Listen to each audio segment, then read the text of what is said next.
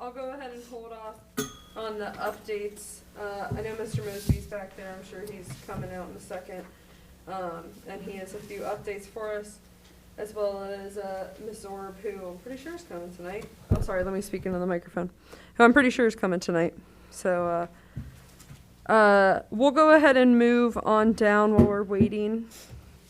I'm going to give you guys a second. Ron sent me this packet, the art. Just a second. Did you send me the document? I did. So this, the minute template, this looks like just regular minutes. Is that how you guys did it? Just typed over what used to be there? Doesn't look like a template. So, right. It's not, yeah, that's the agenda for tonight. And then I just type a lot, but it is an agenda. We haven't talked about any of this yet. Well, I mean, a lot of it's old business, so we have, but. I thought you were sending me a minute template. It is. Okay. So if you like, so right now we're about to talk about this art programs, the art in public places, and that's under EI. So section E and the I. It's under recreation program development. What I have, You're fine. if it's the last document you just sent me, it has the first thing on there is tree lighting service. Yep. And that's going to be updated. Like, those are all updates from people who either aren't in the room yet or are coming into the room. Okay, A through D. okay. I just want to make sure I have the right document. No, you're totally fine. Yeah, sorry. My brain doesn't always match up with how other people think, which totally makes sense. But yeah, I just want to give them a second to settle in. But you guys all should have this packet here, which Mr. Mosby shared with me earlier last week. It's kind of a rundown of how Silverton does their art program. They're also like a pretty diverse, low-income community. As far as I know, I'm not super familiar with Silverton, if anybody else has any ideas about what they're like. But just to kind of give us some ideas of what we could do, of what a art program could look like. And I know how busy everybody is, so I wanted to print it out and give everybody a chance to kind of look at it and have it in their hands before we talk about it. So all I'm really doing right now is just introducing this to you guys. I'm going to give you guys some time to look at it over the next month or so. And if anybody has any ideas or anything that they love about it, then I figure we can talk about that next month. Just, Isn't Madam Chair. Silverton- I'm sorry, go ahead. Go ahead. Isn't Silverton Cincinnati though? Silverton, I'm pretty sure, is an area in the greater Cincinnati. Yes. Yeah. Are you sure? that's Because why I thought they went to their own police. Oh, I thought they were part of Cincinnati. This That's says, what made the- me That's what's in second my guess head, it, that they yes. went to their own police department, or they went away from their own police department. Oh, They this is- merged. Cincinnati. It says village, but it's 2017. They didn't merge with Cincinnati. So maybe Right. they are, okay. but They we're in merged the with greater Marine Cincinnati One. area, even though we're North College Hill. Like, we're still considered like, But they're not covered under City of Cincinnati, Right. is that what you're asking? right, That is what I'm exactly. asking. They're like Okay. a separate Oh, I did not know city that. village. They're a city, they're a Device village. in one of our pockets So to they're like tell the us the village answer of to this Woodlawn, that's question. where I was raised, is Woodlawn. It says village, So they're right their there. own village. Oh, that's Let's see. interesting. Mary Jo, what were you saying? It says village, right? Right, no, before that. Learn something Before what? new every day. Oh, I thought Miss Bailey had some type of art The village. plan. Had some kind of what? Art what? Art plan, art Yeah, so something. she had, from what I understand, from what I've heard, is there were a lot of ideas thrown out. There was never a set plan made. And so what my vision is in my head, you know, like, why reinvent the wheel when we have so many examples of it? So kind of coming up with our own ideas of what might work based on what other people have done, or maybe even just get inspired by what we can do that's different. And then I think that this would be a great thing to introduce to the comprehensive plan people and kind of see what they think and how they feel we could add arts in. But you guys will notice when you guys read this, a lot of the funding for this comes from grants. That is on the last page here. Sorry. Part of the funding comes from capital funds, the other from donations, and the other from grants. And since we do have our own grant writer, I can talk to Mr. Mosby and see if she can start looking at different art grants and kind of what needs to be covered under that. I know with a lot of grants there are certain stipulations, so maybe, you know, we won't even have to come up with our own ideas because they'll kind of be handed to us based on what we can afford to do, based on what the government wants us to do with what money they'll give us. So that's really all that. We don't have to discuss this much. I want to give you guys time to look at this, and I know it's much easier for me to make time to look at something when I'm given time to look at something. So that is why I am printing it out and handing it all to you. Thank you for that consideration. You're welcome. So yeah, we don't have to discuss that tonight. I kind of want everybody to ruminate on it and think more, and I want to talk to Mr. Mosby and the comprehensive plan people and see what they think as well. Moving on. Well, actually, I'm moving back up.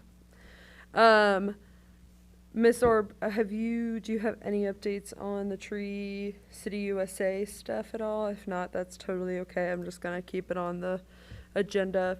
We haven't met yet, but I think it might be this week or next week. Awesome. Hold on, I'm trying to find it. It's Wednesday. We meet Wednesday. Our very first kickoff meeting. Like is as Wednesday. in 2 days? Like as in 2 days. Oh, that's exciting. All right, awesome. I went ahead and put, you'll see under the agenda, Christmas tree lighting venue. I know administration has been talking about it. So far, everybody has been really supportive of that idea on council and administration, so I'm really excited about that. But I was talking with Mr. Mosby, and we feel that that would be a super appropriate first project, or one of the first projects for the Tree City USA board to kind of help out with or have an input on. Do you want to know what? So I was driving the other day and I was thinking about your tree lighting question. I wonder if there's any room in was it a Civil War cemetery? Oh, yeah. Because talk about a central point. Right. Yeah, I feel like that has to be privately owned, right? It's owned by North Cultural, that land is? Who owns that land?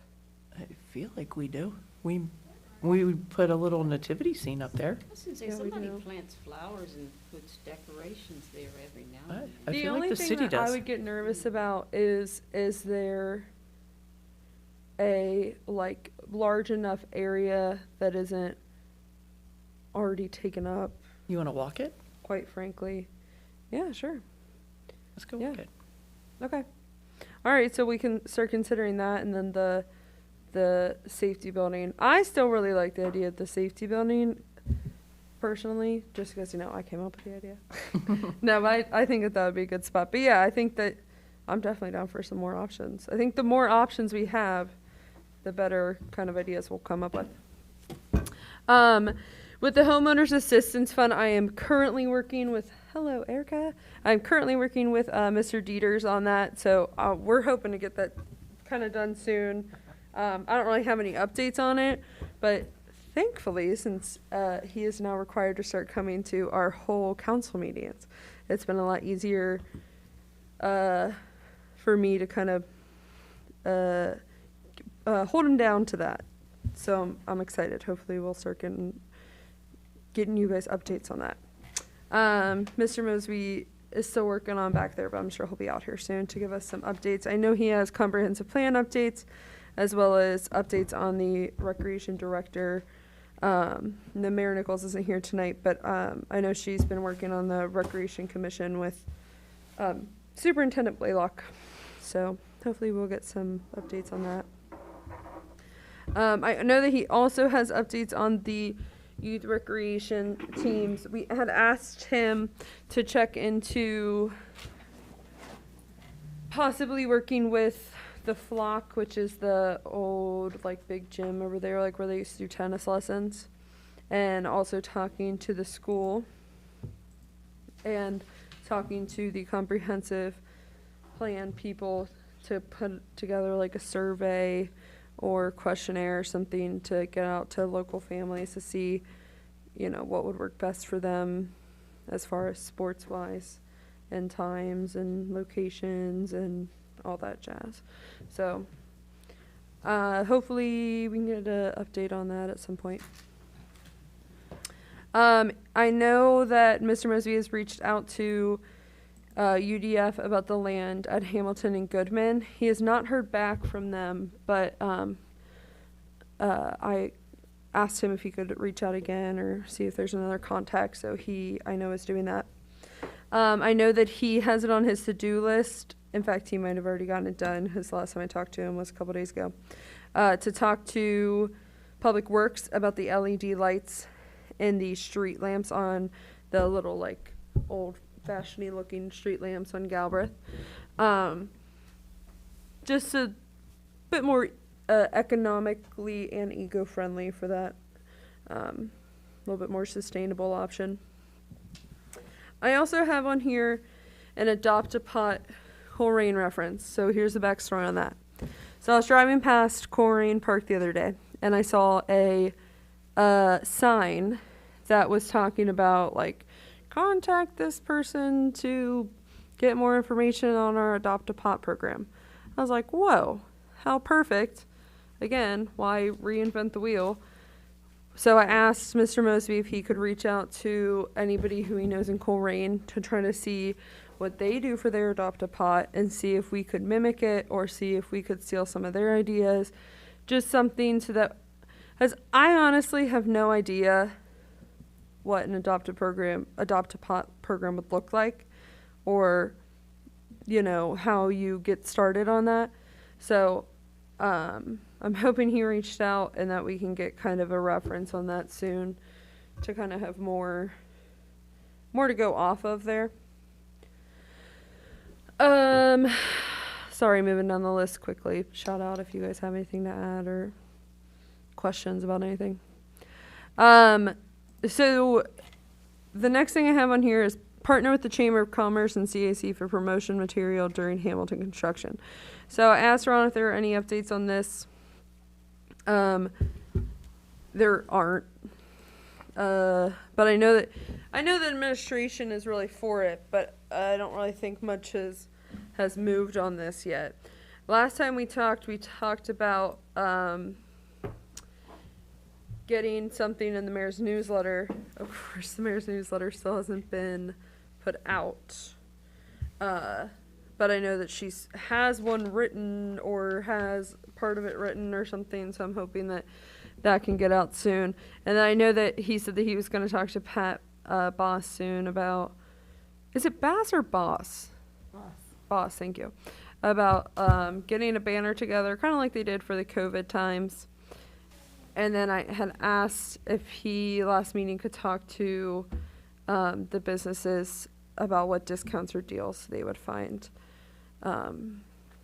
beneficial for them. All right, Mr. Mosby, I'll give you a second to sit down, but I've kind of exhausted all I can say. A lot of it's updates from YouTube today, so. Sorry. No, you're totally fine. It's okay. It happens.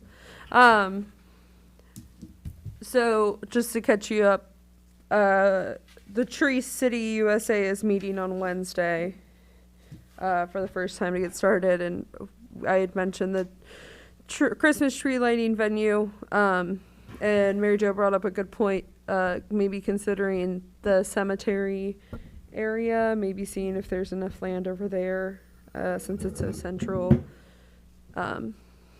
just to kind of give us another option. And then I know, Mr. Mosby, that you had a comprehensive plan update, if you wouldn't mind speaking on that, or last time you guys met or anything like that. No, that's fine. I'm sorry. Is that where you want me to begin, Madam Chair? Wherever you want to start. Yeah, that works. That's the first kind of thing on our agenda that I know you have some updates on. Okay, so thank you, first of all, and good evening to all of the members of the committee. We did have another follow-up planning meeting with Urban Fast Forward, who is helping to facilitate the comprehensive plan.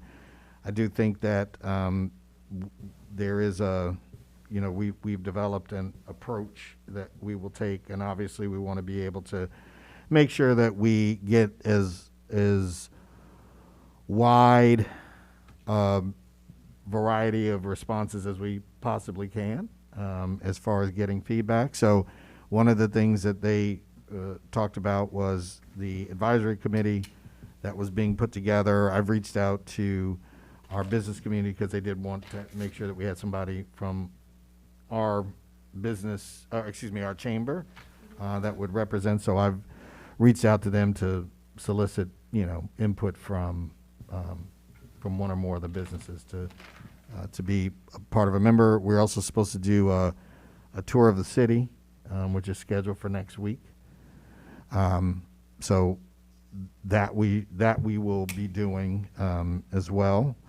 And then it looks as if we will really kind of have the first of these open meetof probably in February. The original plan was to do it in January, but of course, unfortunately, COVID, kind of postponed some of that. So I do think that we are absolutely, moving in the right direction. I believe that there was some very good energy that came from the group. I thought that there were some good questions that were asked. We were also, by the way, we've also benefited from the services of the planning department at UC as well, because I think they were going to also include our city as part of this plan. Now, this is in conjunction with the transit center as well as the comprehensive plan. So I do see that. I think that there's going to be a lot of objective input that we will be getting, and we would be getting some great benefit from the University of Cincinnati. Thank you. I think that sounds great.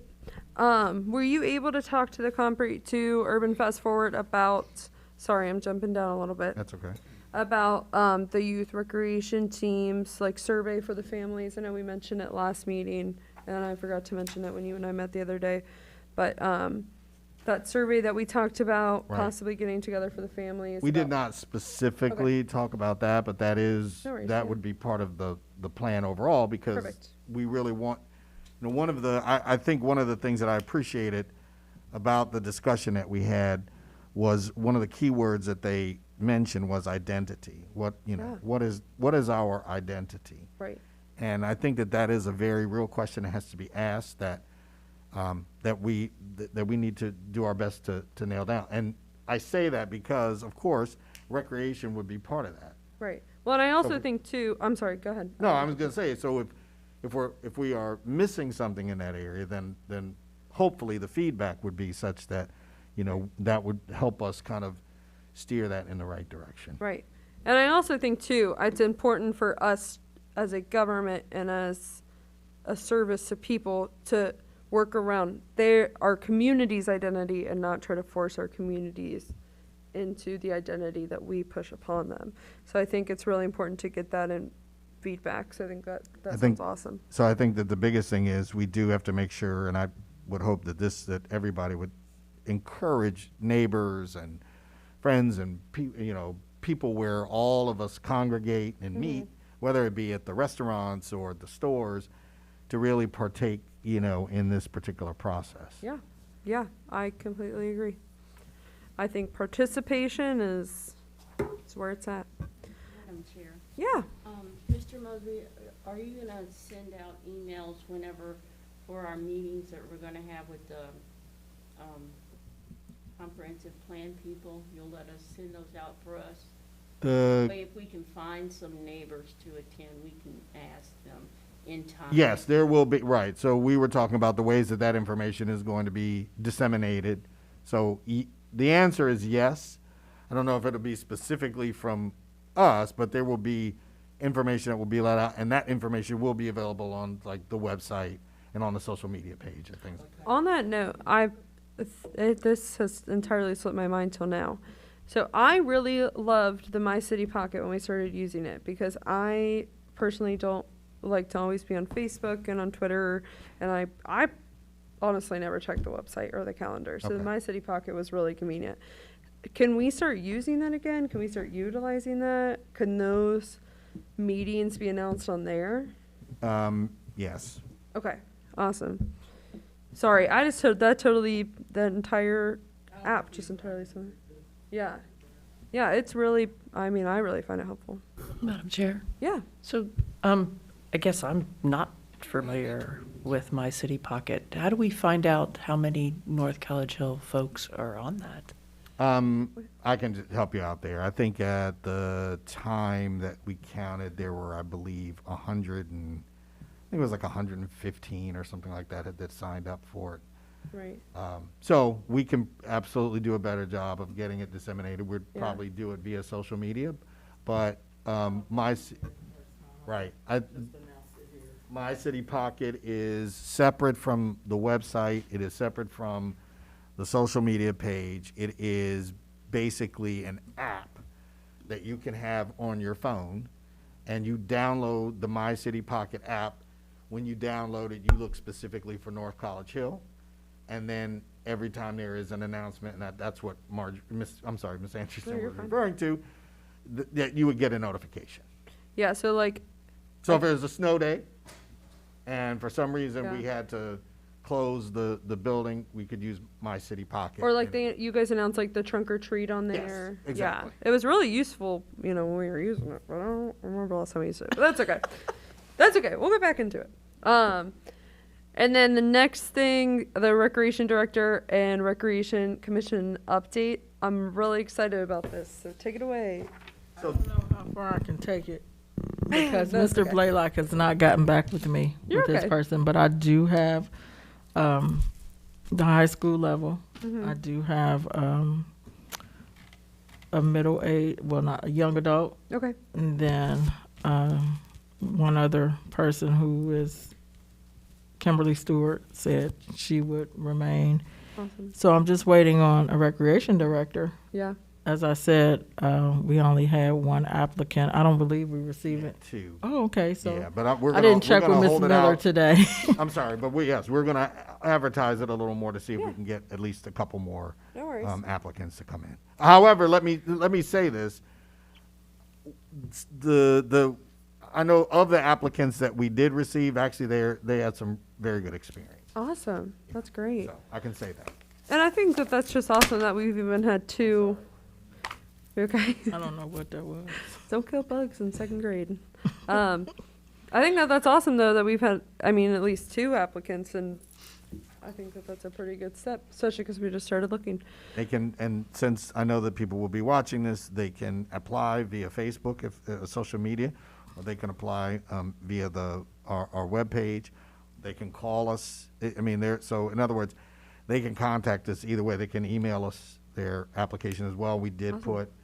put Nicole Miller's name as a point of contact, so if people wanted to email her their resume, they could do so.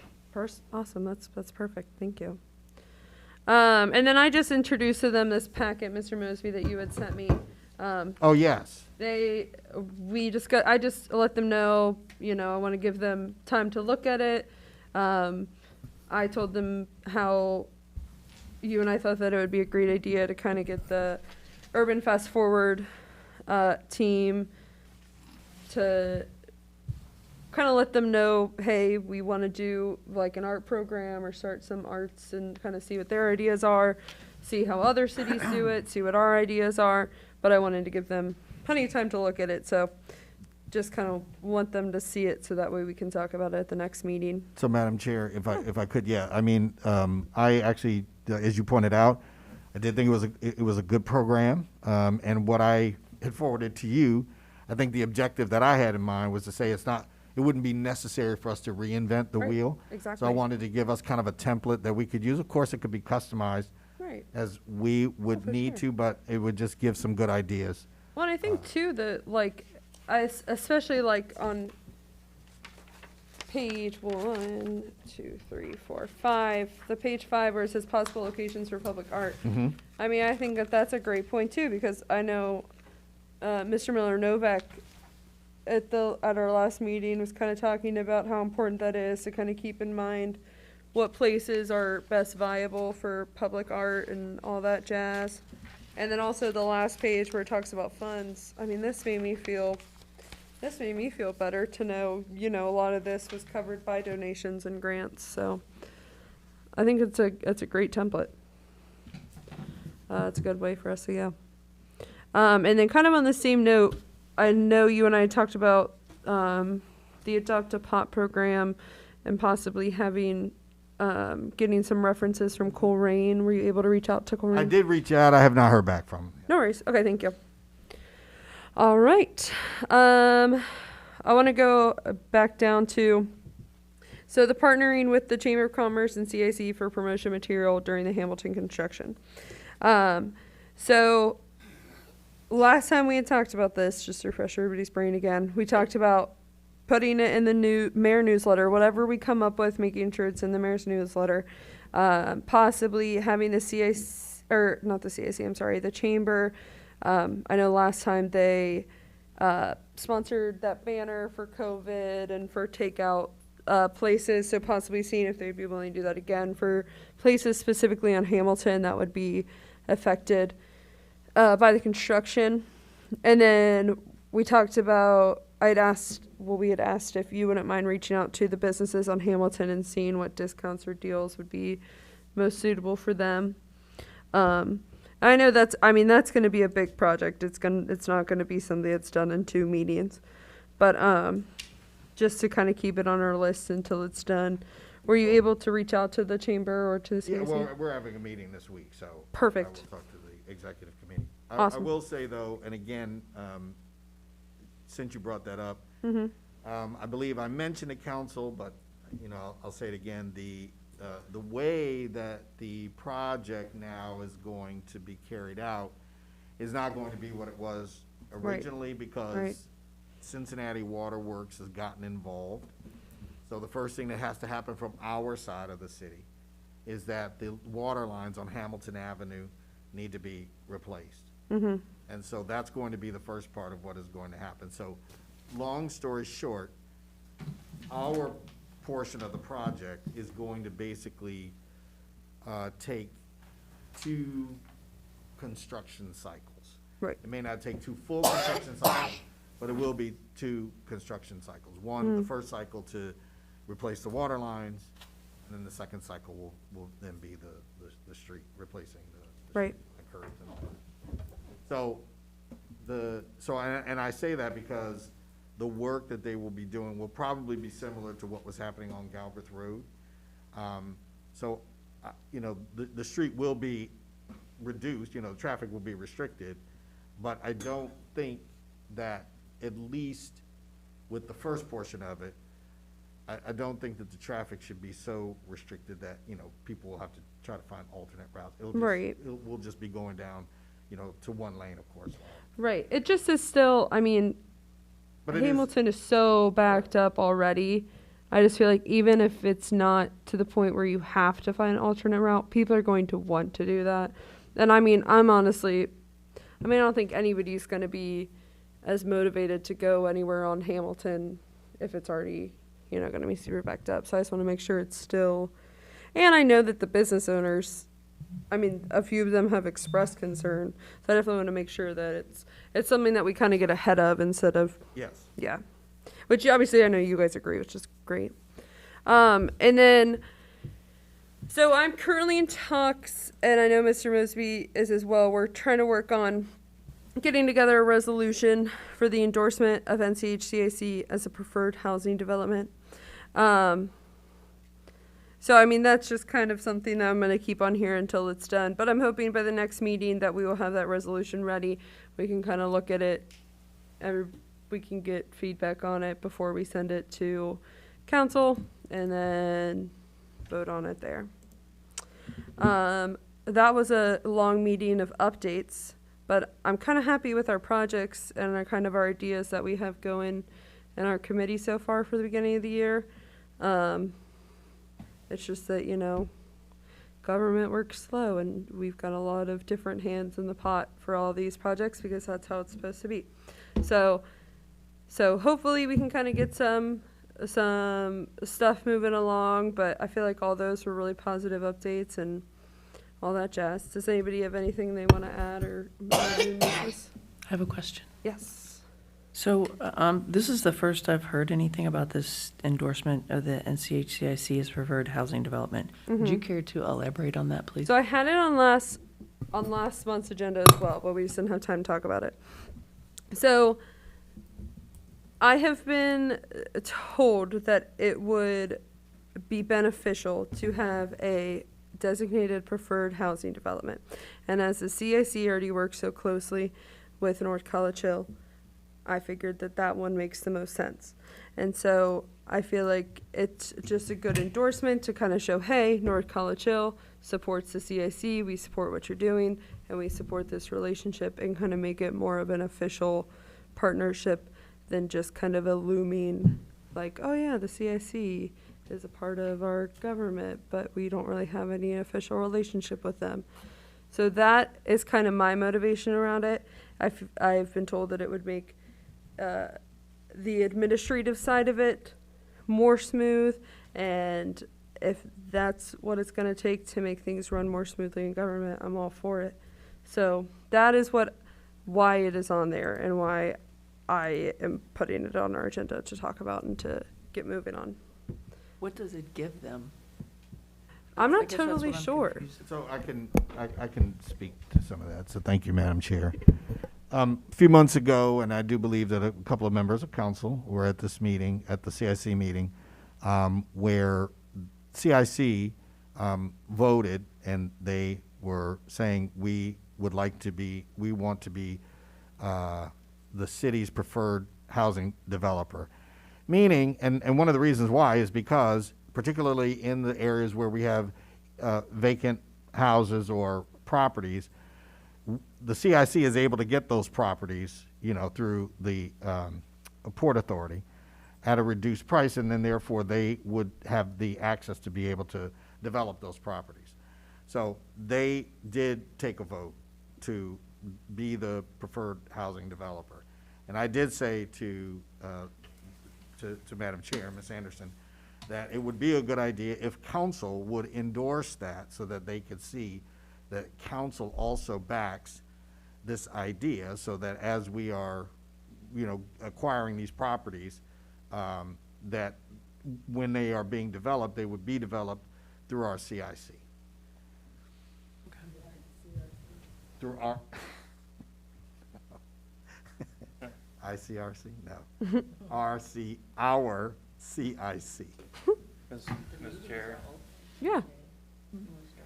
I mean, I don't have a problem doing that, but I hope the CIC, you know, if we pass a resolution to do that, then they're gonna be subject to the Open Meetings Act. And I think the other thing too is that at that particular point, although we've been doing some of these things, but also for producing certain results, yes. I mean, I would agree with that. Well, they become, I mean, no, I'm sure, I mean, they become a quasi-government agency at that point in time, even though they're nonprofit, so they're gonna have to, like, just so they know what I had no they're clue. asking for. I mean, I don't have a problem with it at all. I mean, it makes perfect sense. Right, but you We want only them have to one know CIC the, in town anyways. Right. There's really no reason not to for us. right. But that will put a little bit more hardship on them because we'll adopt them as like our official like housing agent. Then they're gonna become a quasi-government agency, and they'll have to do the same thing we do with their meetings. They're gonna have to be noticed. Executive sessions, meeting minutes, all that jazz, as she likes to say. I like jazz music too, so I wanna do it. Yeah. So, Do you- but they'll would need you to be do able all to talk to them about that and kind of let them Actually, know? I can probably, perhaps get a meeting set up with the president and Mr. Milanovac. That'd be, If he would be open to that. Yeah. We could just have even just a phone I conversation. mean, sure, yeah, for Bill, you know, too, or whatever, but, yeah. I mean, it's great. And the CIC has, I mean, you know, as far as projects that they have done, You know, he just mentioned, I'm sorry, Mr. Milanovac just mentioned Mr. Dieters. I mean, that project was a result of a CIC, Right. you know, project there. So, I mean, there is some history of that. We have also, you know, some other projects that we have, smaller projects. Right. But I know that a lot of the projects that we have been doing in the past, they were basically kind of acquiring some property and then perhaps turning around and selling it. But we did want to do more along the lines of housing. And I do think, to your point, the desire is to be a solution to some of the housing challenges. And I didn't mention this when I was talking about the comprehensive plan, but the Ohio, I apologize, it's but it's the Fair Housing Alliance, basically. Oh, yeah. I know what you're- Affordable housing, I'm sorry, Yes. that's the fair, affordable housing. But they are also participating in our comprehensive plan as well. Right. Right, so I do think that the timing on this is good. We can actually get some feedback from them, but we do want to make our community a good mixed income, mixed housing community. We have the opportunity to show that we can be a vibrant community with Right. a variety of, you know, we could have more affordable homes, and then yet we could still have market rate and, you know, more upscale homes as well. Right. Well, I think what a lot of people don't appreciate about CICs is they don't have all the red tape we have Correct. in terms of conducting business. That's the whole point of a CIC. Right. They don't have to do the bidding or the request for proposals and all that stuff. I mean, even though they become a quasi-government agency, when you adopt them, they still maintain their nonprofit status, and they're able to conduct business the same way any nonprofit does. I honestly don't know much about it, so this is really helpful information for me. I have another question. So if, aside of all of the benefits you just stated, are they afforded any additional benefits when we go forward with this, or when we would go forward with this? Honestly, I think we gain more benefit because they're required, if we're gonna adopt them as our agency, then they're required to conduct themselves in a more government transparent manner, right? They don't have a lot of the red tape that we have for conducting business and transactions, whether it's sale of real estate or other deals, but by adopting them through resolution, then they have to abide by the Open Meetings Act, at least have records of their meetings and meeting minutes and stuff like that. So what it does, it creates more transparency, because that's kind of the issue. Once you adopt them, then there's more of a solid relationship, and that's when they become what's called quasi-governmental in nature. Port authorities fall into that category, the county port authority, as well as the county has a CIC too. Technically speaking, there can be a number of nonprofit organizations that hold itself out as a CIC, Right. but typically there's only one within a geographic area that gets kind of adopted as like the government's preferred or the government agency, and then that specific CIC or whatever nonprofit it is has to conduct themselves according to the Open Meetings Act, and there's more government transparency when we give them our taxpayers' dollars, essentially. So I think, And- go ahead. I'm sorry, but I wanted to add to what Mr. Milanovac was saying. So as an example, the College Hill Urban Redevelopment Corporation is a 501c3. They operate in the College Hill area. They can receive funds from the city of Cincinnati, what are called Neighborhood Development Corporation funds, that the city gives out. But more important, the development that you see along Hamilton and North Bend Road, that is their work. Yeah, they've done a lot. They have done a huge amount. It's like it looks like church. Their like logo, it looks like church. Yes, The word yeah, church. it's Okay, called that's. I was Shepherd. just making It's sure it's called- the same it's one. I was College gonna. Hill, Yeah. Community Urban Redevelopment Corporation. But they are the ones who, in essence, put the building there on Marlowe and Hamilton, and then, of course, the park across the street. Yeah. That's all their work, bringing in the businesses that are in the College Hill area. What is that, Brinks, the brewery, the microbrewery Brink. there? Yeah, right. Yeah, that was their work. So as Mr. Milanovac said, these CICs, ours is called CIC, but they're vital to enhancing the community, Right. especially from a redevelopment perspective.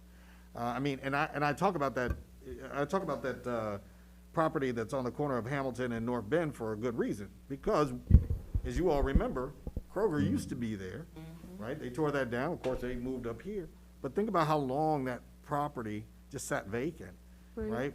As they were trying to build and to work on it, but suddenly they did, and so now look at what has happened. Yes, it's taken some time, but there's a lot of benefit Right. to it, so. Yeah.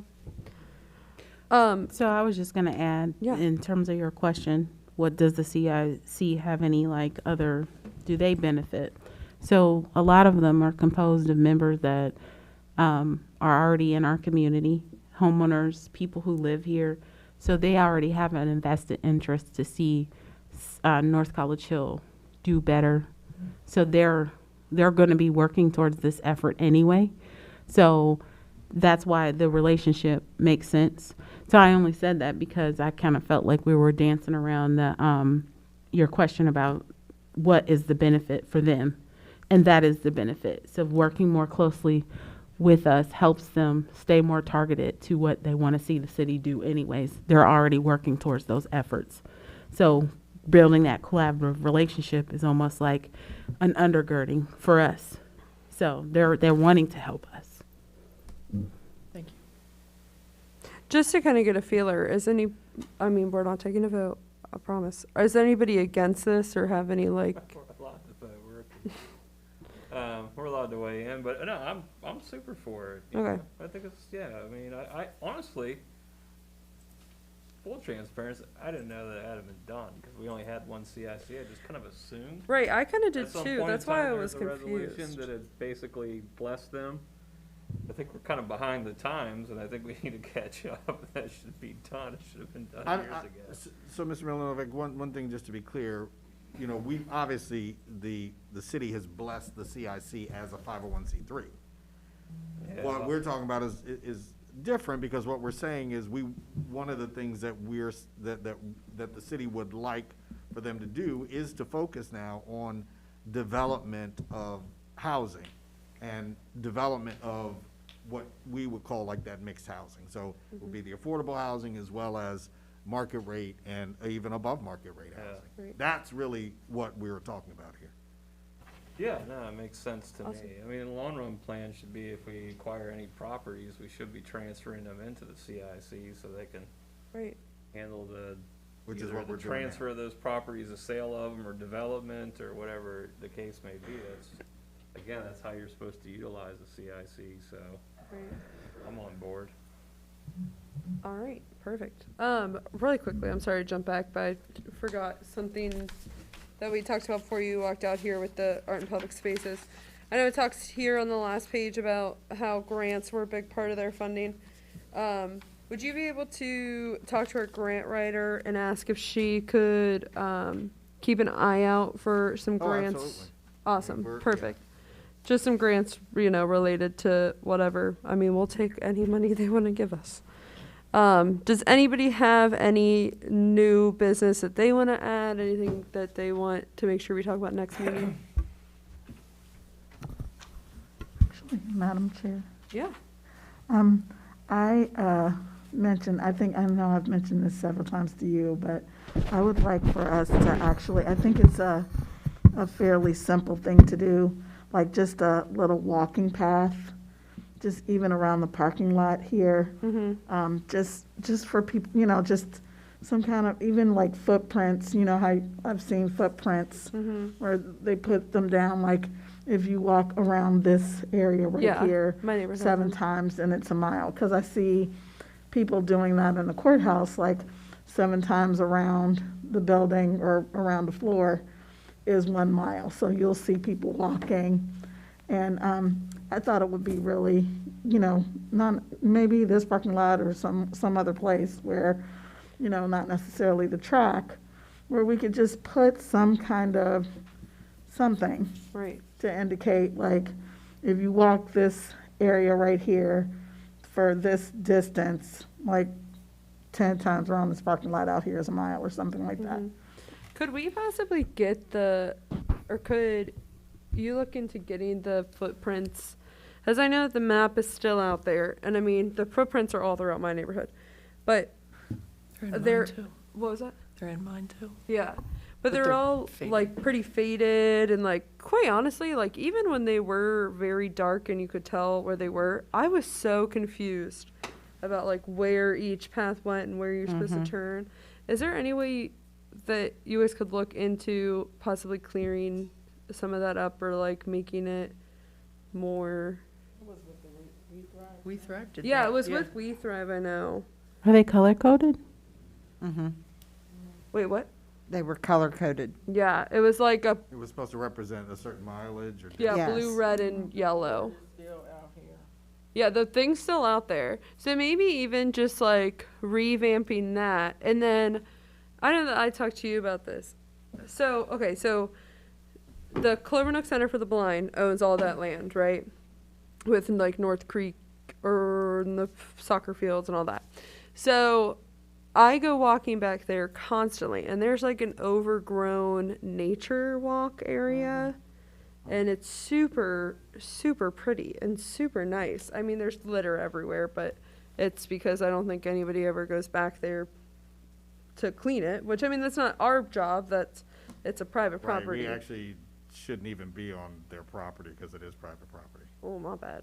And I've never done that We are before. not leasing that property anymore. The only property that we're leasing is Pies Park.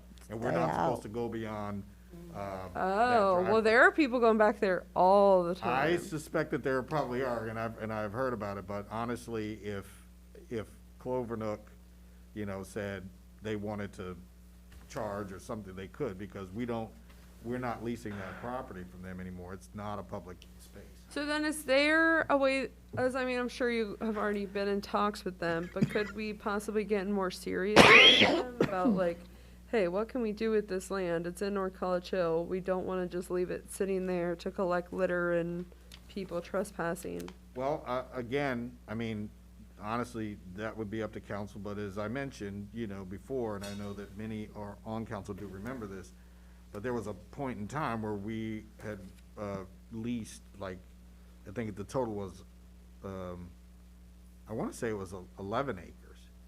Yeah. So it was Pies Park plus, it goes all the way back to what we call North Creek, Right. which is where the baseball field and the soccer fields were. But council then said, and quite frankly, the cost kept going up too, in fairness.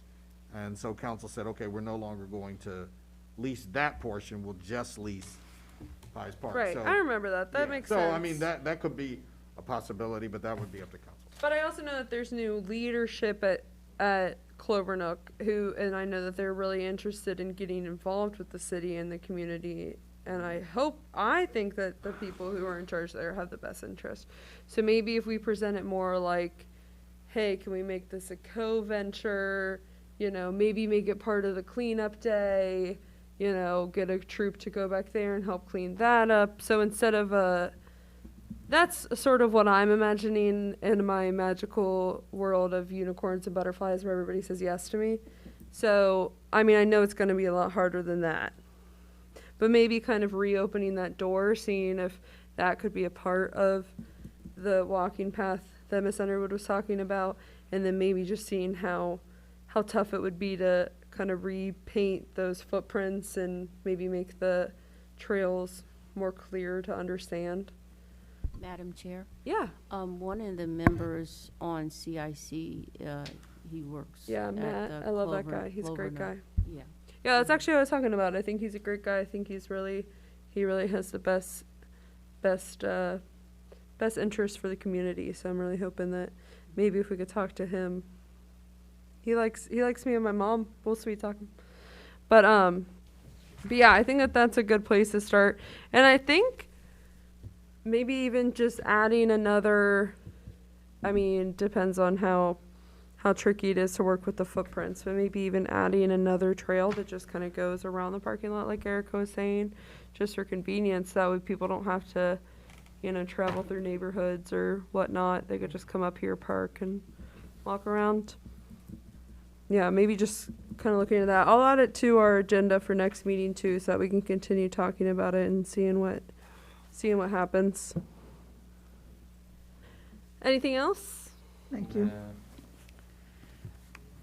I do want to mention one thing, Margie, that if we get into a coexistence with the blind home on that property, we no longer lease that. They would probably want some kind of financial gain out of that. Oh. We really need to keep that at the top of the list. I'm sure that they will. But- Maybe us keeping it clean would be Right, because I feel like, set. exactly. I mean, I don't feel like they're benefiting from keeping that land and not doing anything with it. Sell it to us. Absolutely. Right. I mean, like, I genuinely don't think, I mean, I haven't talked to anybody there about it, but I just can't imagine that, I mean, I don't know if you guys have seen it. We're not allowed Yeah. back there, so I know that none of you Yeah, have seen so it. towards the end, But just imagine that there's probably a lot of trash back there. towards the end, we weren't using it and still paying for it. And Right. It was just building up. As a matter of fact, one of our departments here was using it as a dumping site for Well, and I feel some like salvageable products, but still. it probably has a lot to do with the fact people probably didn't know we owned that area. They probably didn't know that there was a nature path back there. They probably didn't know that there, you know what I mean? Like, if we're not advertising, hey, look how great this area is, people aren't going to know to use it. They're not going to know how to use it. They're not going to know what's appropriate. Right, and I'm sure you're old enough to remember that Civil War events were held back there. So I am not old enough to remember not. that, but I've heard many stories Yeah, about it. so that drew in huge crowds, and that kept, the maintenance had to be maintained on that property for Right, us to because there are use it. crowds, right. And so once those events stopped, so did the maintenance of that property back there. So Right. it's, yeah, it's a dump hole. Right. Yeah. I mean, I think it's at least worth talking about, especially, I mean, with the event that happened over the fall/summer with the Clover Nook Center for the Blind. I mean, that was just such a beautiful event, and I think that just showed me that they're willing and they want to get involved in the community. So I don't know. I think it's worth a shot. I think it's worth reopening that book. I mean, if they say no, we want to keep it. We don't care how dirty it is. Cool, good for them. It's their land. Do whatever they want with it. But I don't think that they're going to say that. I think they'd rather sell it. I think they would too. And I think we should want to help them make that happen, as in a developer buy it and build condos there or bigger homes that people can invest in or businesses. Over my nature walk? Sorry. Don't yeah. kill the birds, man. Sorry, I know the curmudgeon. What happened to the Business. mural making dude we used to know and love? He got old. That's okay. Yeah, I mean, obviously that's going to be up to whatever the majority wants and whatever's best to the city, but I think it's definitely worth reopening. No matter what ends up happening with it, it's definitely worth revisiting. You're fine. Did we get it fixed? It's okay. All right. Anything else? If not, we get a nice 6-minute break before our next meeting. All right. Well, I will thank you, Ms. Ordias Duxine, for making these minutes for us. I will send this to you guys in time for the next meeting. We've got a good list going, and our meeting is adjourning at 7:24. Can I make a copy of that?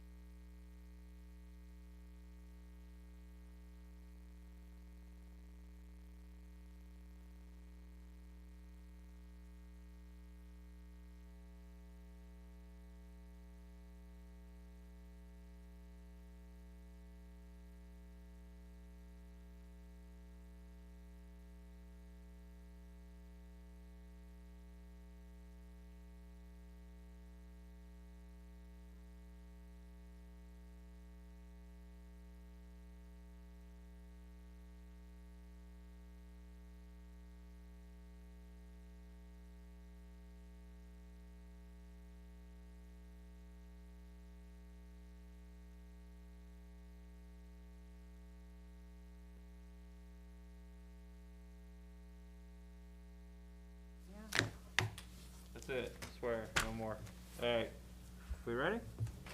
Awesome, thanks, man. This is a repeat, right? All right, I don't well, know. Are You're these, taking meeting minutes, then I'm I gonna was cut handed this. everything. You've got the same thing I I said, if you're taking minutes, I'm gonna close it. One is one is different from the other. We discussed it in the council meeting. No, these two I have. These are repeats. Right. Okay. No, there's a difference in there somewhere. Okay. They're not the So- same. We'll begin today with approving the agenda. Or not, I guess. Everybody has your agenda printed out courtesy of Ms. DeWald and passed out earlier today. Does anybody see anything? Any problems with said agenda? No? Okay, so we have two sets of meeting minutes to approve today. One set is 82% completed. And then I'm sure we'll have that one from, I think it was what, November 8th?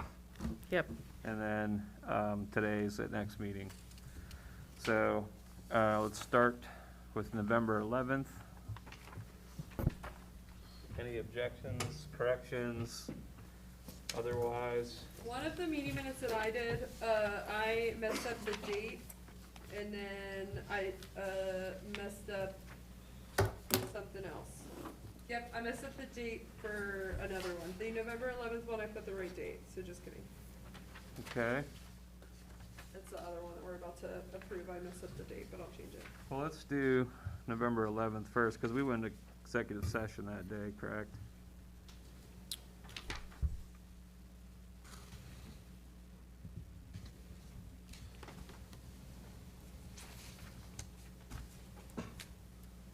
did we? I don't see it listed. Is they not Do you according see to it this? listed? Doesn't say it.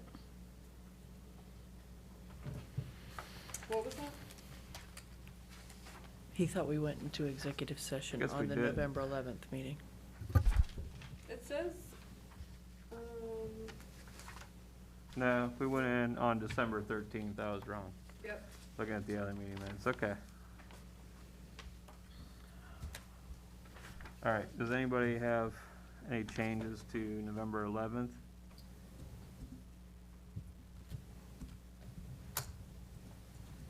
Okay, then we approve them? Okay. Yep. I'm gonna sign.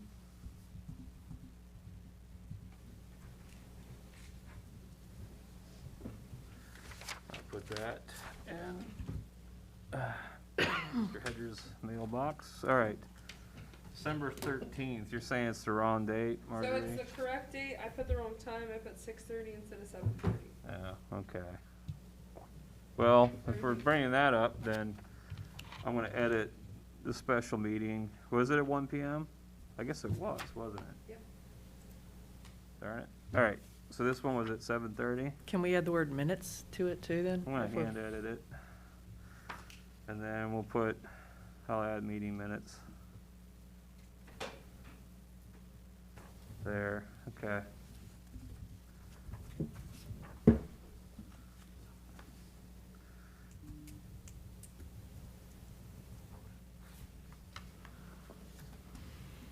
I changed the word pay to compensation on the executive session motion.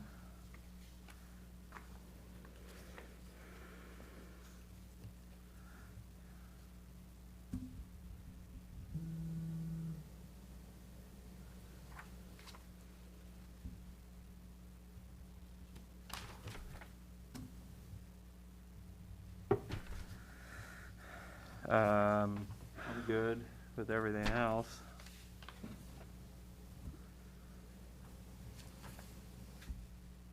Anybody else have any other suggested changes, edits, otherwise? You said you changed the word from pay to compensation. Mm-hmm.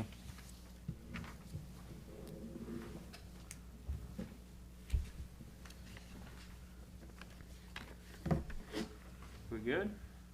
Yep. Anybody say no? No? Sounds good to me. Okay. Go back chair. That goes in Mr. Hedger's box. Into the archives for all time. All right. All right, so we're on number here now. 3. We're moving right along. Current status of Finance Department. The presenter will be the esteemed Ronald Mosby. All right, thank you, Mr. Chairman. I would like to begin tonight by presenting a brief historical overview of our financial situation since I assumed duties as city administrator in May of 2019. When I arrived, I was attempting to become familiarized with the status of the city's finances with assistance from the finance manager at the time.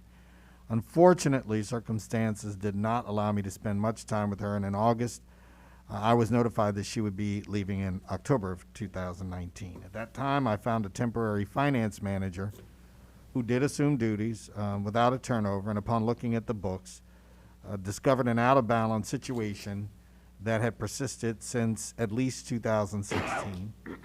I immediately brought the situation to the attention of the chair of the Finance Committee at the time. At the same time, we also discovered the revenue projections for the year had also been overstated, and that we needed to take immediate measures to ensure that we did not end the year with a negative balance in the general fund.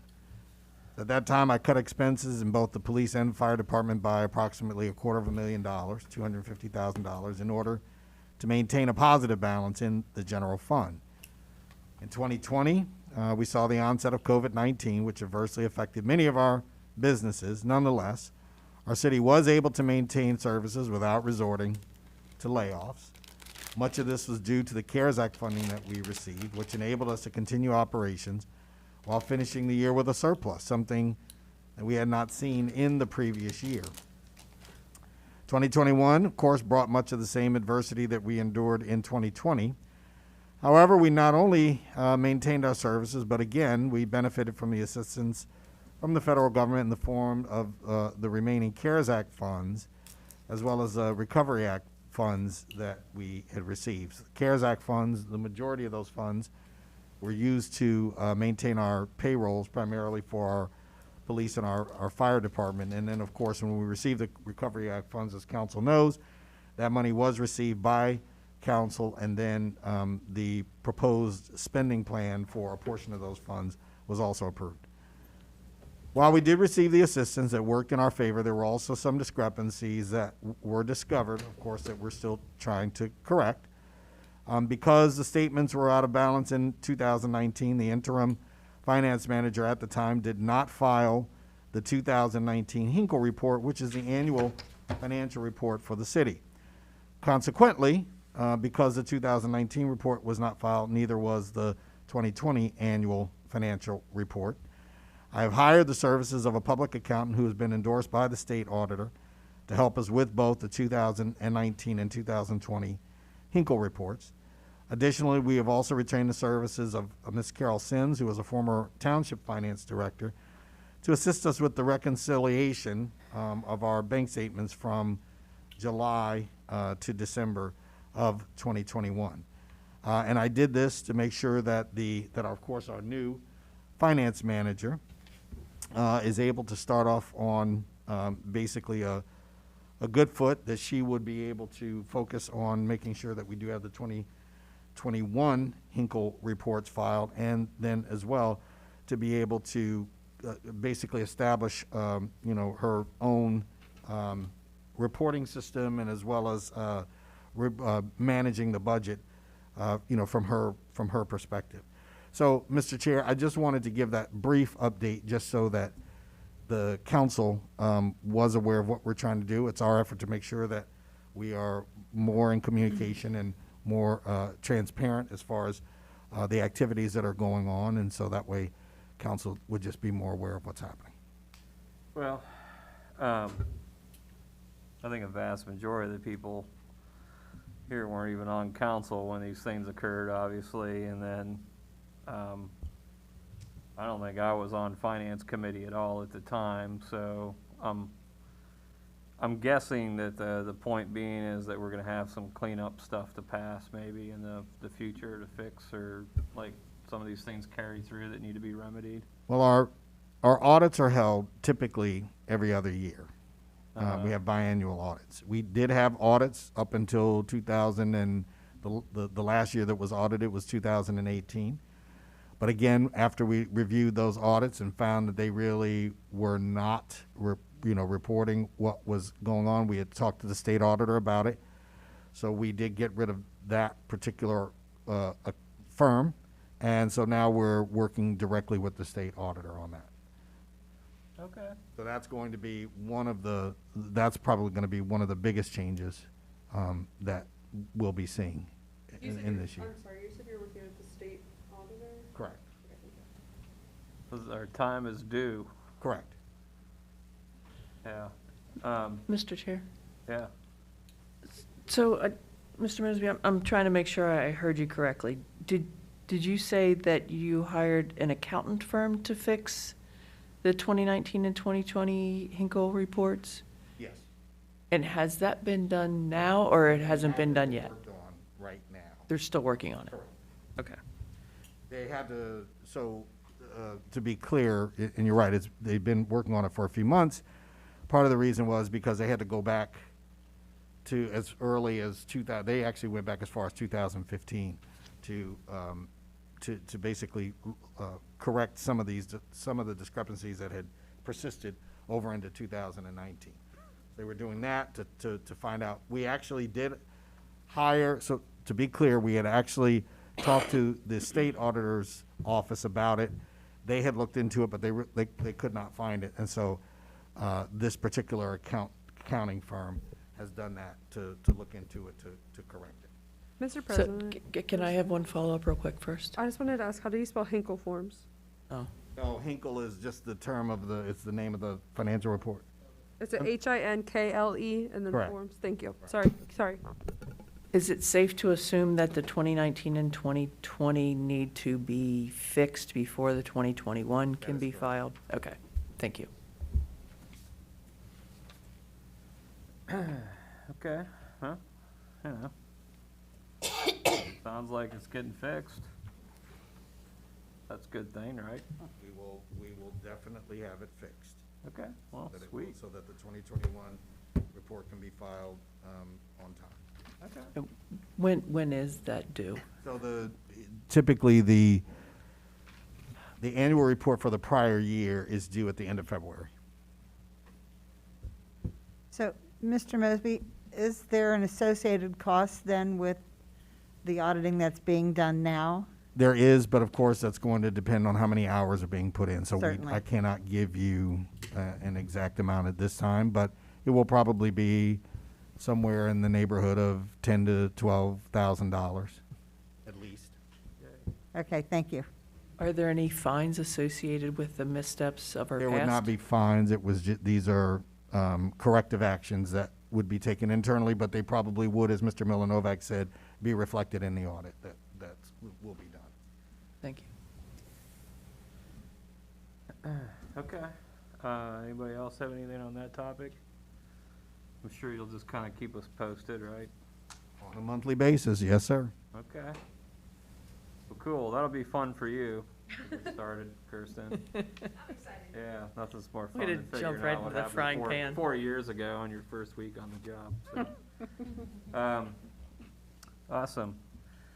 So, geez, next up is Mr. Mosby, who will be now presenting on the review of November's expenses. Well, actually, what I will be doing now is enlisting the services of our finance manager, who will be passing out to you the monthly report for November. So this is, now, as she's passing this out, this is activity that occurred through the month of November 2021. It does not include, it does not include the amendments that council passed in December. Okay. Thank you. Oh, Thank you. hit my mic. I think, is this all one? Yeah, there's three. Okay.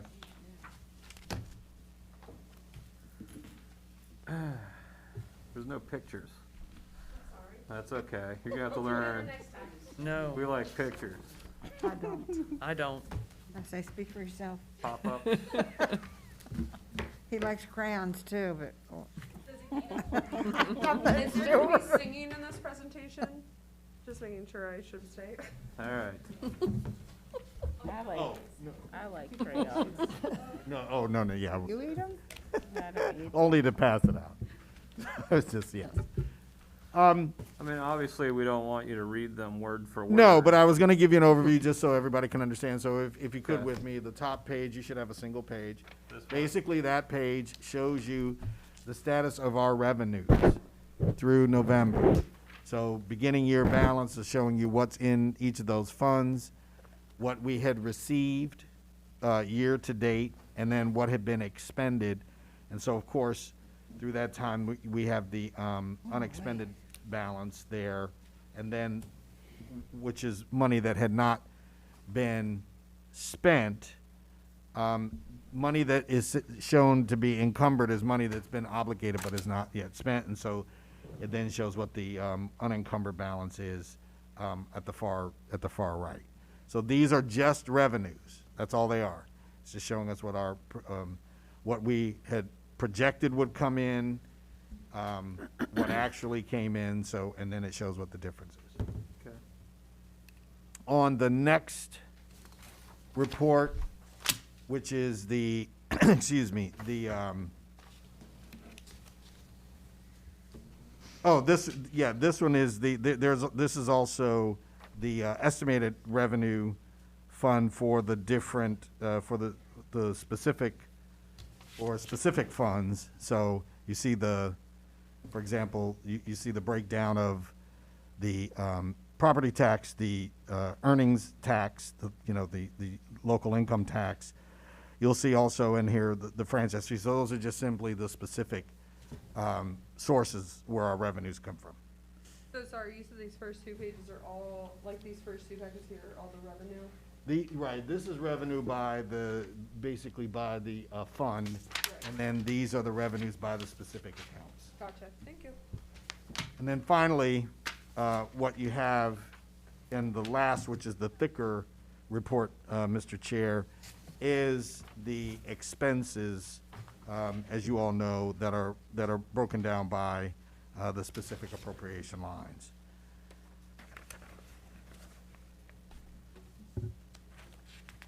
Okay. Now, again, just to be clear, this is through November, because that is how we report. Always So a in month February, yes, you will see the final report for December. Cool.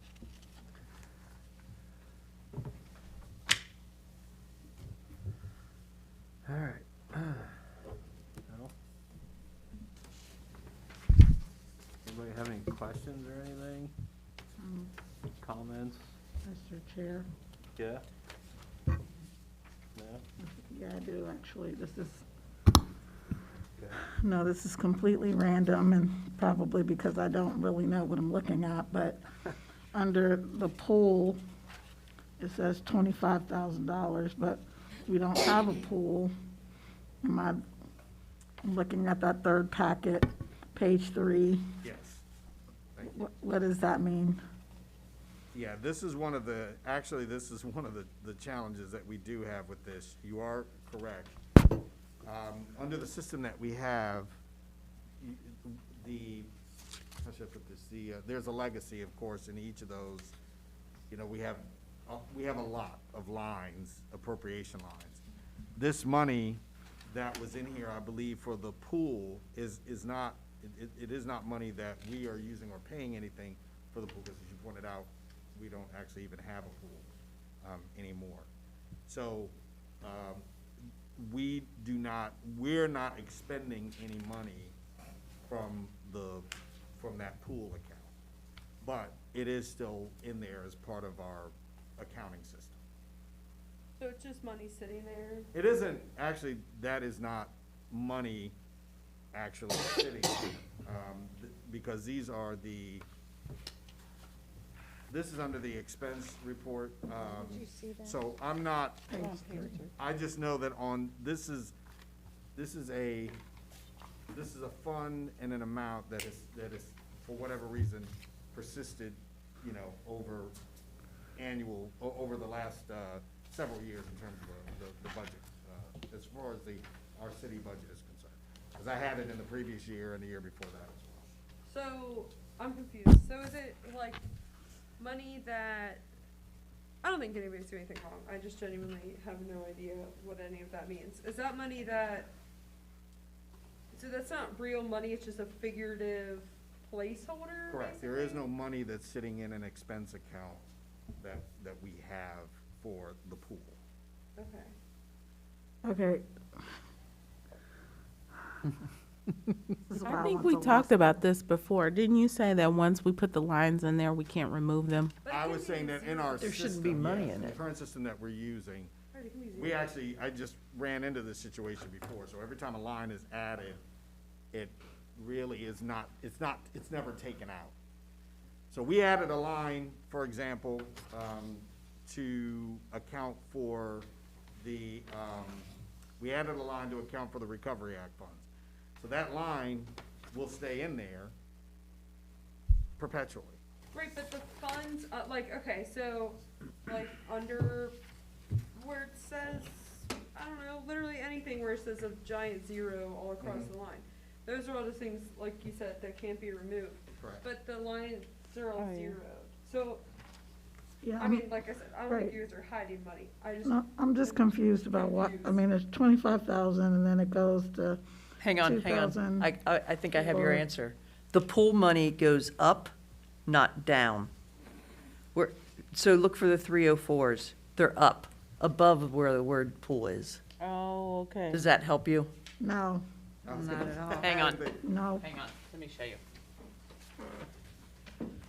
So it says pool here, it's the 304s, it's these up here where all the zeros are. okay. Oh, so It's that's the not- bottom line. Code Not enforcement here. is these numbers that you're looking at. Got it okay. Does that now. help you? Yes, that Okay. helps, okay. Because I was like, no, I'm not with you, but now, okay, I got Yeah, I get it now. it. Okay, that makes sense.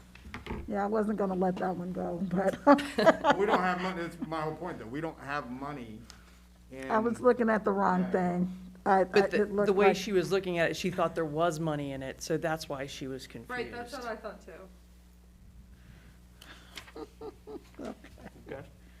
Yep. So, Mr. Mosby?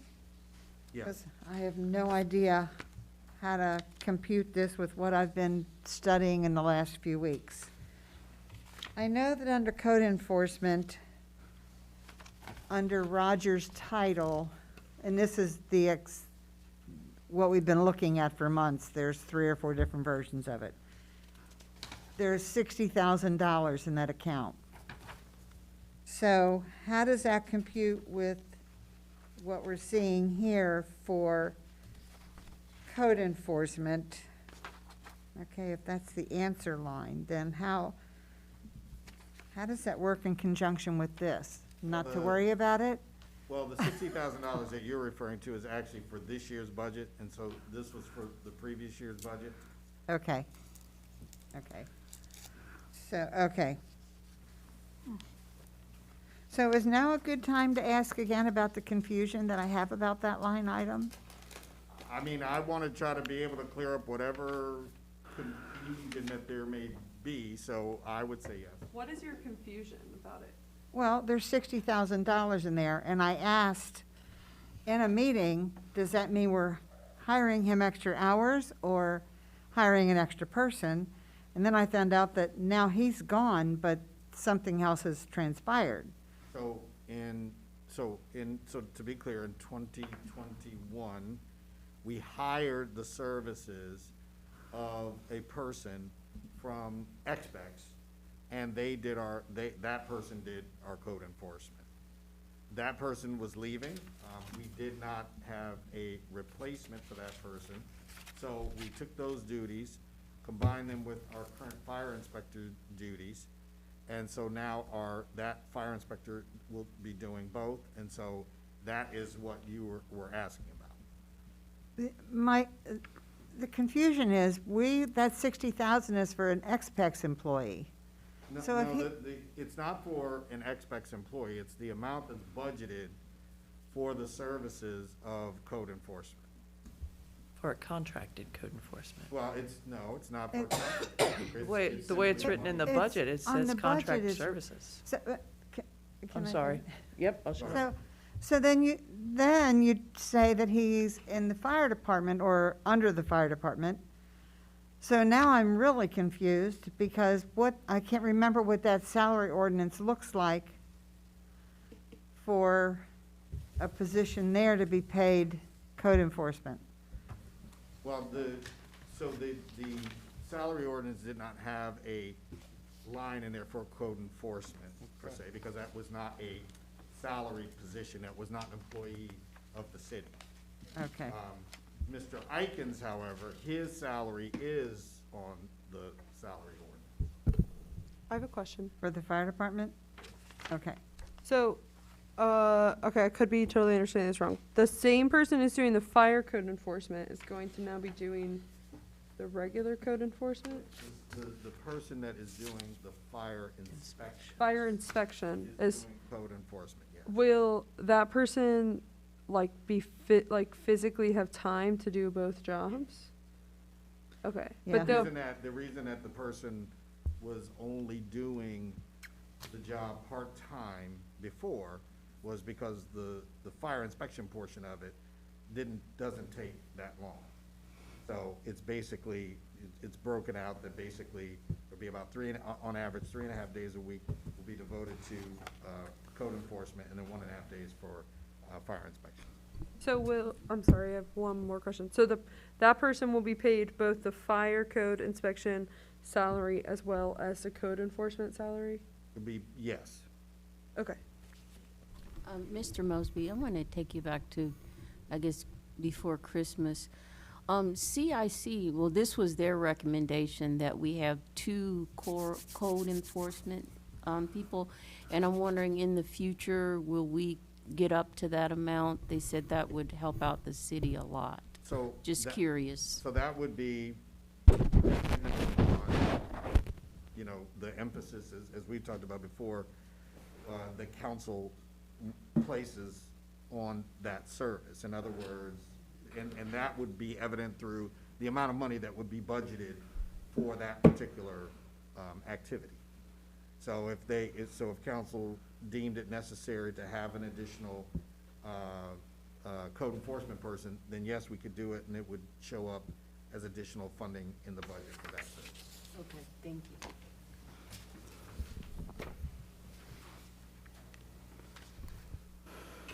I have another, I'm sitting here very perplexed at the answer that you gave about the code enforcement / fire inspector. That's what you're trying to say. So they're basically holding 2 positions? No, I didn't say that. They're holding one position. They're doing those two, we've combined the duties under that one position. So the position is fire inspector, or the position is code enforcement? The position is a firefighter who is doing both, a lieutenant, excuse me, who is doing the duties of both the fire inspections and the code enforcement. And by the way, just for your information, Mr. Neff was a former firefighter as well when he was doing code enforcement. So they're getting paid out of fire? Correct.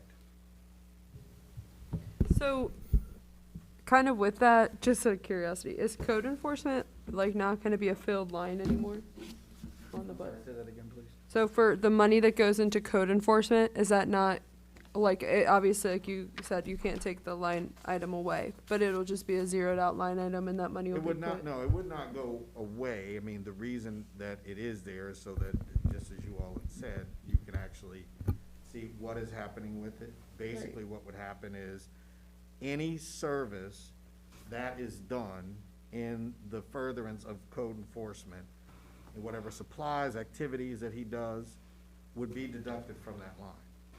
So that way, we can track the activities of code enforcement. Gotcha. But he'll be under one title. It won't be Correct. 2 separate jobs Correct.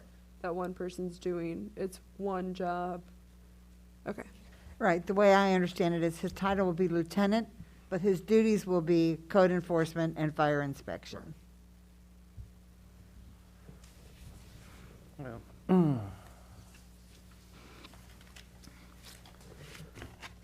Okay.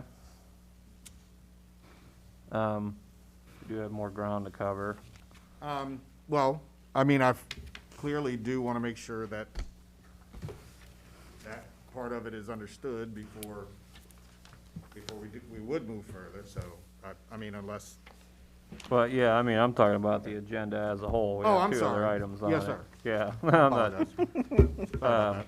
But, no, I think we get it. I mean, there's appropriate amount of money for the duties. There's one person who's taking on two tasks. Doesn't make them two different employees. He has one, he has a main title that he's taking on other things. I don't know that I disagree with Larry. We might want to revisit the idea of investing in additional code enforcement, but I don't know that in the dead of winter it's very important. It might be more of a spring investment, but Drive around the city. it could. Houses could are be. still deteriorating and their houses are still in deplorable I- condition. That's all year round. So I think the challenge there, I mean, if I may speak frankly, is at what point, and I've actually had this discussion, by the way, with many of my peers, because you do bring up a very good point, Mr. Wall, but the problem is, or the challenge is, you know, do we want to haul, or I'm sorry, I'm using that, it's a graphic word, but do we want to bring people into mayor's court, for example, especially people who may be on a fixed income or may have fallen on hard times? Do we want to bring them into mayor's court and say, you're not keeping your property up, or do we want to do something to resolve the problem? Now, basically, what we're doing right now is taking a civil approach, and I think most of you understand that. You know it because you see on a monthly basis, especially during the summer, we present to you a resolution for, you know, grass cutting and things like that. But some of the problems that you are referring to are not problems that we, you know, for example, if we see someone's roof falling apart, we can't take people up on their roofs and fix it. So the only options that we would have is to cite them, to fine them, you know, or to perhaps do something to help, perhaps to resolve the problem. I don't have the answer for it, the one answer for it, but I'm just bringing to your attention that yes, maybe an additional code enforcement officer might be appropriate for that, but then B, to think about how we would want to be able to help to rectify those problems. Keep in mind that right now, most of our actions are civil actions. In other words, if you wanted to bring some form of what would be considered a criminal activity that would be brought into mayor's court, it would have to be a police action, in which case they would have to be presented a summons to appear, and that can only be presented by someone with police powers, which right now neither our code enforcement officer prior or the current code enforcement officer has those powers. So it would have to be something that would be issued from the police Right, department. and that I'm aware of, the police department has never stepped in to address some of the properties that I know have been in deterioration for years.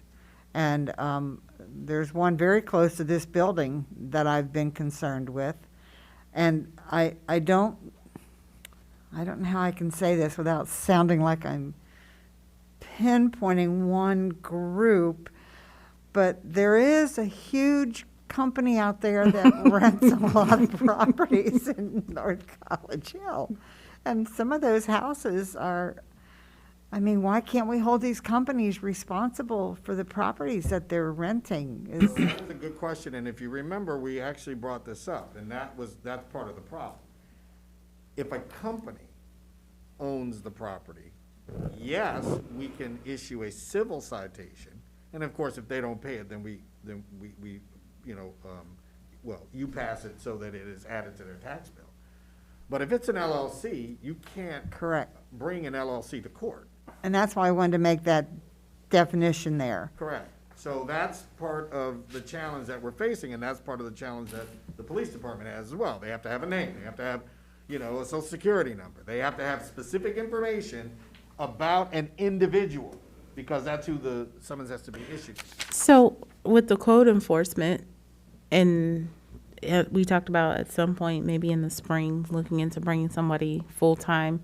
Maybe that's what the code enforcer does. It doesn't necessarily have to be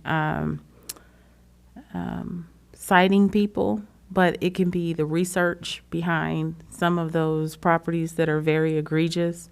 I know we talked about in the CIC,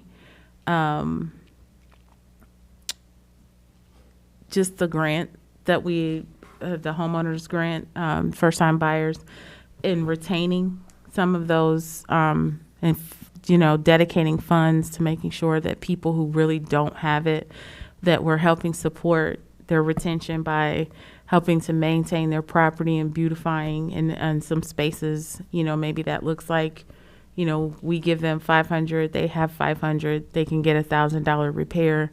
So there are some ideas out there, but I don't know that not having a full-time code enforcement helps those efforts. Maybe the efforts are not spent on citation, but helping to support code enforcement in a different way. Again, that's a possibility, so, but again, it would have to be done, obviously, through council's legislative action, and that would result in more money being, dedicated to code enforcement. But I thought we were that we had talked about that and we were doing that anyways, right? Or no? I'm not sure what you mean when you say that. When we were talking about the budget, we talked about bringing on possibly a full-time, oh no, you know what? That was CIC. I'm sorry. Was CIC. 'Cause I was gonna- It was, they're all merging together. Let's, One concept. Mr. We put extra money in code enforcement budget line. We put $60,000 in it, and it was only at 35. We did Right, put- because then we you did put said, extra because money you in it. said, You're right. yes, Yeah, you're but right, that was- because you said, Because we were gonna hire another part-time. exactly, you said to hire another part-time, you said it would go to their computer expenses, let mail, letter, writing. We talked about, you're absolutely correct. We talked about a vehicle, which we're in the process of getting that now. We talked about making sure that we had money for postage, making sure that we had money for supplies. Yes, absolutely. And all of those things, which we do now, when those things are used, we're charging those against that line item. So you are correct. But in terms of additional hours, for that, we were not, or let's put it this way, in the budget, which we had proposed, which we had discussed, I did not talk about having somebody on there full-time. We don't have, even our buildings and inspections person isn't full-time. At that particular point, neither of those individuals are full-time people.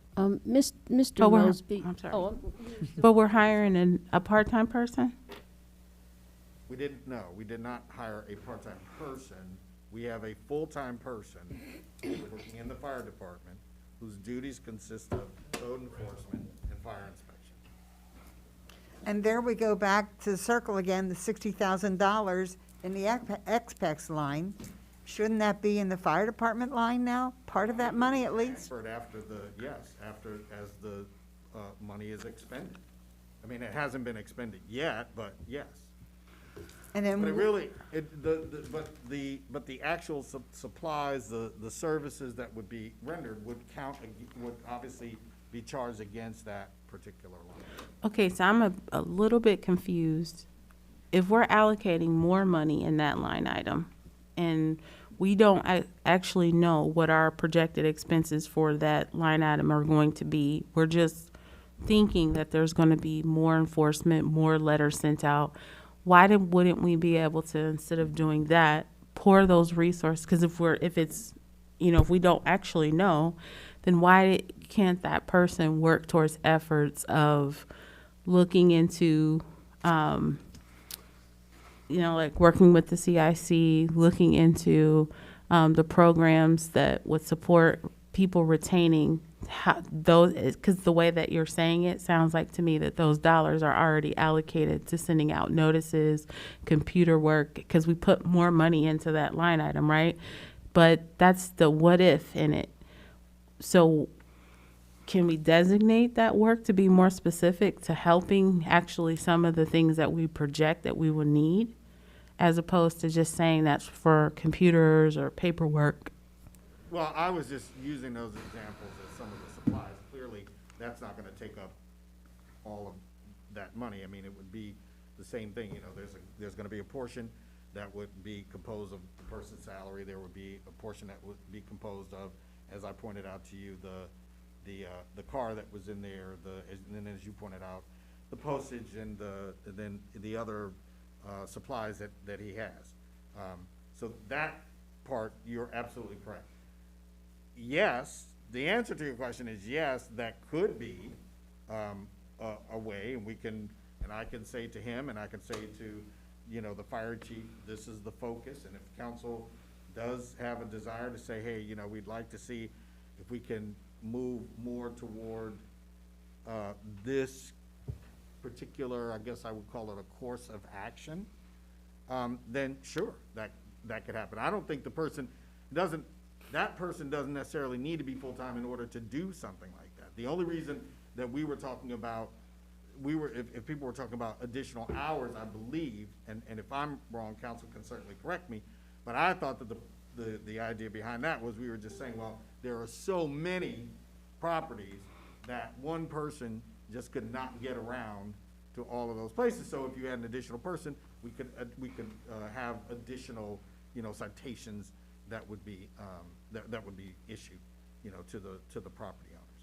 Wow. If I'm incorrect, but that was what I understood. Why don't we do this? Because, I mean, we do have Mr. more Mos- items on the agenda, and this is turning into a whole other topic. And we're not gonna be able to, obviously, come to any conclusion tonight. I mean, if we wanna revisit this at the next meeting, I think we can, I mean, for me, it's a little bit more of like a policy, public safety thing, and then it comes back to us to decide how to pay for it. Because, I mean, you know, it's one thing to talk about where's the money to go, how's it going to be paid for. It's another thing that's going to talk about the policy of how code enforcement's handled, right? Personnel, what our priorities are with code enforcement. So I think that's going to be, you know, I just think we should move on. So I do want to add, though, my question was not about those issues. My question was about the $60,000 that looks like it's being paid to an ex-PEX employee is now being paid to a firefighter, and shouldn't that money then go to the budget of the fire department to support that salary?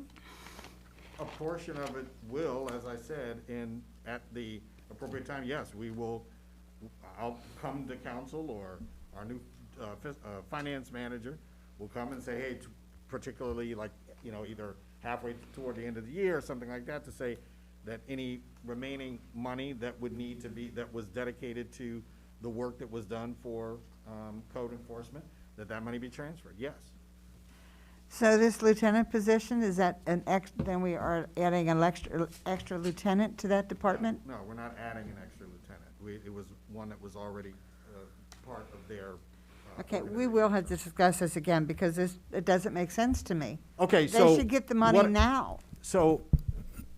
I mean, we shouldn't It's wait. council, it certainly is council's choice. So I don't want to, as Mr. Milanovac said, I mean, council can choose to do it now. If you wanted to, you could take the money out of that and just put it into the fire department. All I was saying was that if it's left there, what you can see is exactly what money is being charged against code enforcement. So you can see what activities It can be are more actually going on. transparent or specific. And then what happens to the remainder of that balance? Well, it depends on what remainder is left. I mean, we Right. don't, as Then we Ms. have- Arias we Dukes don't know said, then. we don't know. But we don't know about any of that in the budget at all. These are, again, that's what I was saying before. Whenever a budget is issued, it is at best an estimate, a guess, a projection of what we think is going to happen. Some of those are pretty close, pretty darn accurate. Sometimes they're not. But again, we don't know. A lot of it we base on prior experience. In this particular case, we said that based on the fact that, and XPEX had indicated to us that they could not find a particular individual that had that code enforcement experience. So I then talked to our fire chief and said, look, I believe it would be more effective for us to bring this in-house and have someone who's already on our rolls to do that work. So that's what I did. It's Right. an administrative decision that I made. Right. Yeah, Okay. Mr. Mosby, agreement I with had a that. question regarding the LLCs for rentals, just a scenario.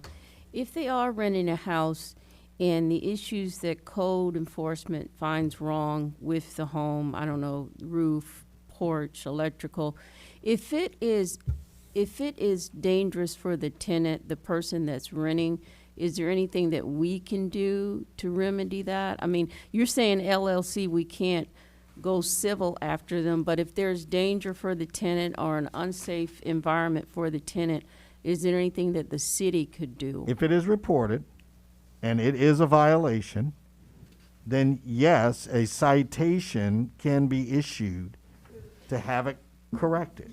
What cannot be done, though, to be clear, is if it's an LLC, we cannot issue a summons for the LLC to appear in court if for some reason they don't make the correction. The only thing that we could do is continue to fine them, you know, for lack of remedy of the situation. Now, when you say we're fining the LLC, now what, it's just a generic, It's the same thing that we're fine doing, that- yeah, it's that the same thing that something's you're wrong with- doing with the grass cutting. okay. If they don't okay. take care of it, we take care of it, and then we charge them, and we take that fee and we charge it to their tax roll. So I guess technically it would be up to the tenant to withhold rent, send it downtown until it's remedied, if that's on their part. That's a tenant, right, that's a That's tenant on their landlord part. issue. Okay. But you were asking me about if they reported it to us. I'm saying if there was a genuine code violation, yes, they could be cited for that.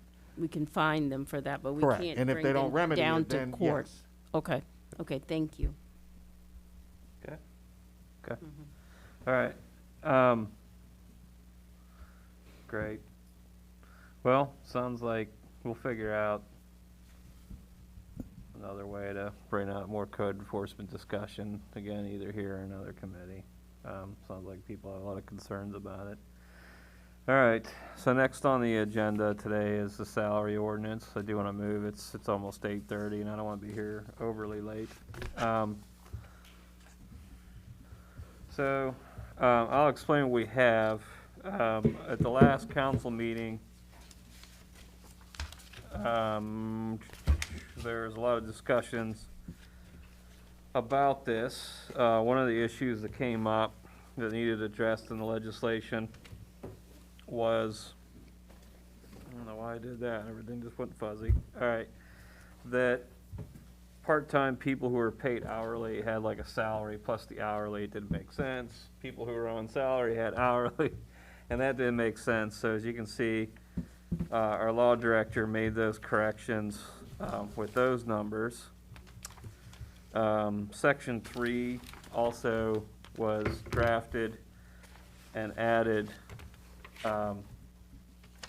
to add language to our salary ordinance if somebody is at a certain level and they quit, retire, or otherwise their employment is terminated. The person that replaces them will not be entitled to the same salary level as a matter of law.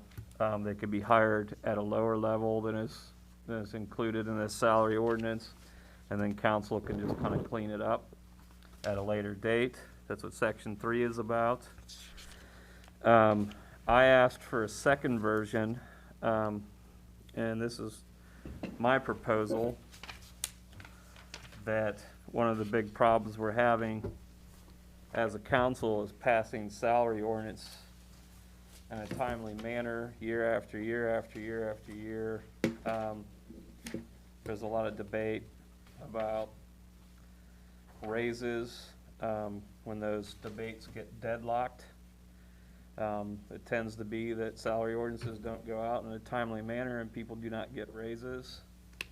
Last year, the administration, through Ms. Hall, had proposed a 2 to 4% discrepancy for the administration to decide how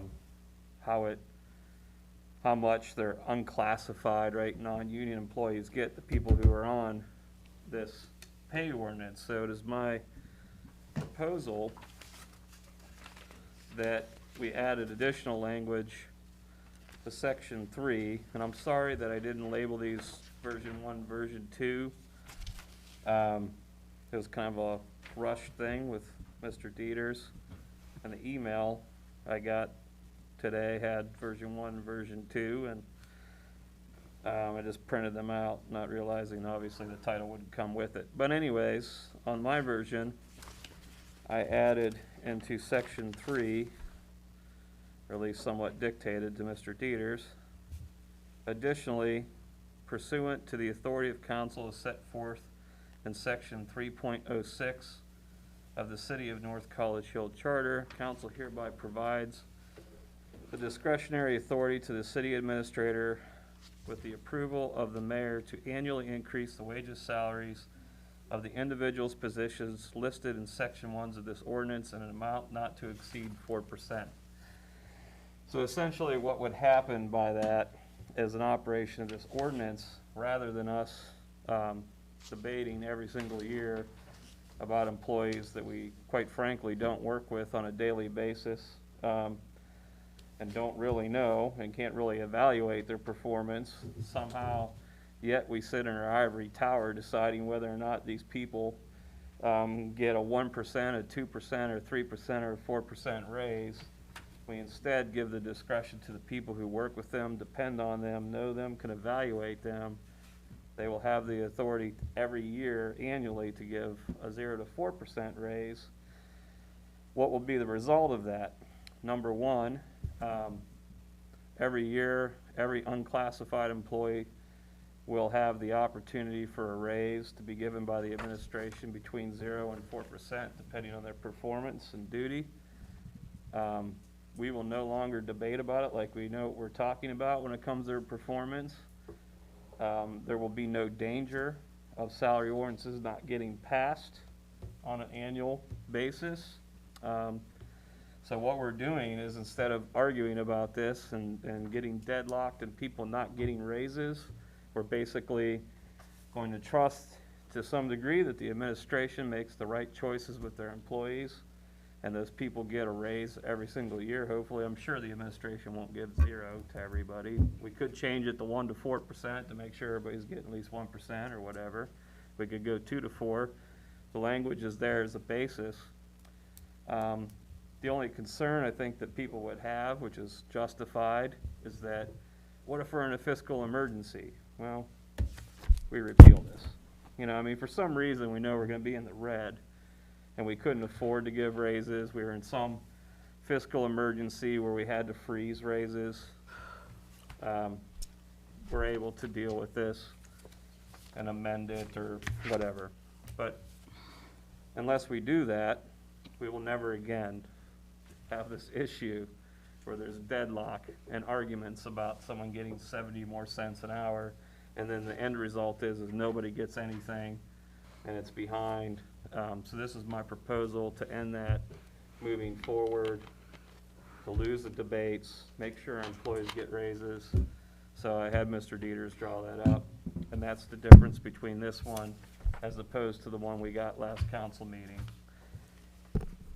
If I can add my 2 cents, I think that sounds great. And like you said, I mean, if we have to remove it, we have to remove it. I also appreciate the 4%, especially because I don't think that any boss ever in the entire world wants to just sit in a meeting and say why they feel one person should get this amount of raise and the other shouldn't. So I feel like that kind of gives them some discretion that it could be really beneficial to the working relationship that's going on in administration. So I think that it sounds great. I think I'll add another 2 cents. So I considered something Mary Jo Zorb said last time about it being government. So I did a little research about the way the hierarchical government is set up, and HR, even though it is government, they still have HR departments. They still have merit-based raises.